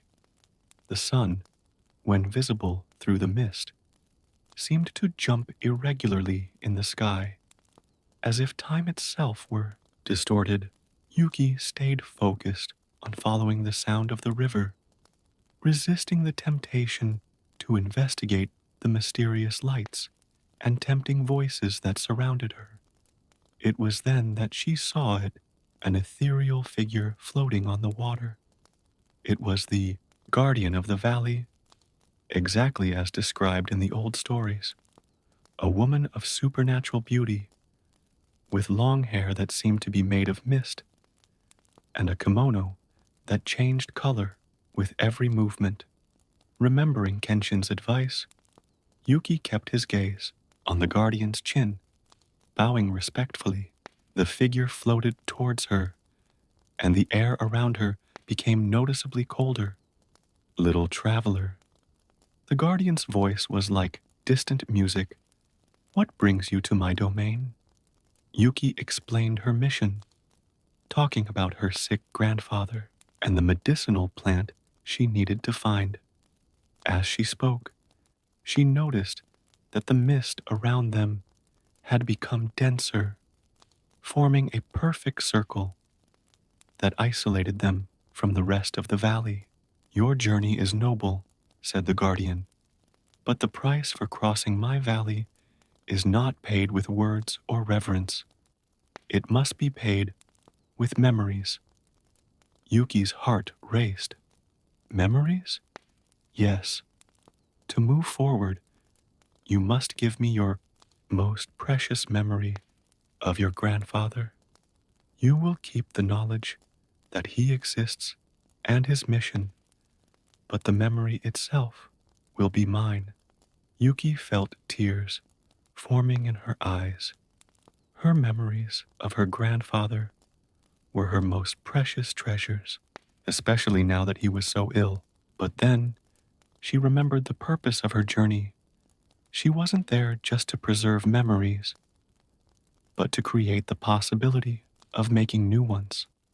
After a moment of deep reflection, Yuki chose the memory of his first fishing trip with his grandfather when he was just 6 years old. It was a golden memory of a perfect day, full of laughter and gentle teachings. With silent tears streaming down her face, she nodded. The guardian reached out a translucent hand, gently touching Yuki's forehead. For an instant, the memory flashed vividly in her mind, her grandfather's smile, the warmth of the sun, the sparkle of the water, and then it was gone. There was only a vague feeling that something important had happened that day, but the details were gone. Your offering is accepted, declared the guardian. You may pass. The mist began to dissipate, revealing a clear path through the valley. Before disappearing completely, the guardian added, Your courage and sacrifice will not be forgotten, little one. When your mission is complete, look for me again. With a heart heavy from the loss of her memory, but determined in her purpose, Yuki continued her journey. The valley of eternal mists gradually fell behind her, and before her rose majestically the mountain that guarded the sacred lake. The sun was beginning to set, painting the sky in dramatic colors. Yuki consulted her notebook once more, calculating the time remaining. The full moon would be the following night. She would need to climb the mountain and find the lake before. Then, adjusting her backpack and touching the jade amulet for courage, she began the ascent. The climb up the mountain tested every muscle in Yuki's body. The air became thinner as she gained altitude, and the biting wind seemed to whisper ancient stories between the rocks. Her hands, scratched and sore from climbing, clung to each ledge with renewed determination as she thought of her grandfather. As night approached, Yuki found a small cave to rest in. As she ate some of the onigiri she had brought from home, she watched the almost full moon rising over the horizon. Tomorrow night, she would need to be not only at the lake, but on the small island in its center, where the medicinal plant grew. Sleep came in restless fragments, populated by dreams of dancing kappas and memories that seemed incomplete. The price paid in the Valley of Eternal Mists still weighed heavily on her heart. He woke up before dawn, his muscles protesting against the hard floor of the cave, but his determination stronger than ever. The last part of the climb proved to be the most challenging. The path became almost vertical in some sections, and Yuki had to use all her agility and courage to keep going. When she finally reached the top, the sun was high in the sky, and the view took her breath away. In front of her stretched a lake with waters so crystal clear that they seemed to be made of liquid glass. In the center of the lake, exactly as described, was a small island covered in lush vegetation that seemed to glow with a light of its own. Yuki consulted his notes one last time. He needed to reach the island before nightfall, when the full moon would begin to exert its influence on the medicinal plant. As she studied the best way to get down to the lake shore, a movement in the water caught her eye. 3 figures emerged gracefully. They were kappas, but different from anyone she had met so far. Their skins had a deep bluish hue, and the cavities in their heads seemed to contain not ordinary water, but something that sparkled like liquid stars. "Welcome, young traveler," said the tallest of the creatures, her melodious voice echoing over the surface of the lake. "I am Amaya, guardian of this sacred lake. Mizuki warned us of your arrival." Relief flooded Yuki's heart when she heard the name of her first kappa friend. She bowed deeply, formally introducing herself and explaining her mission.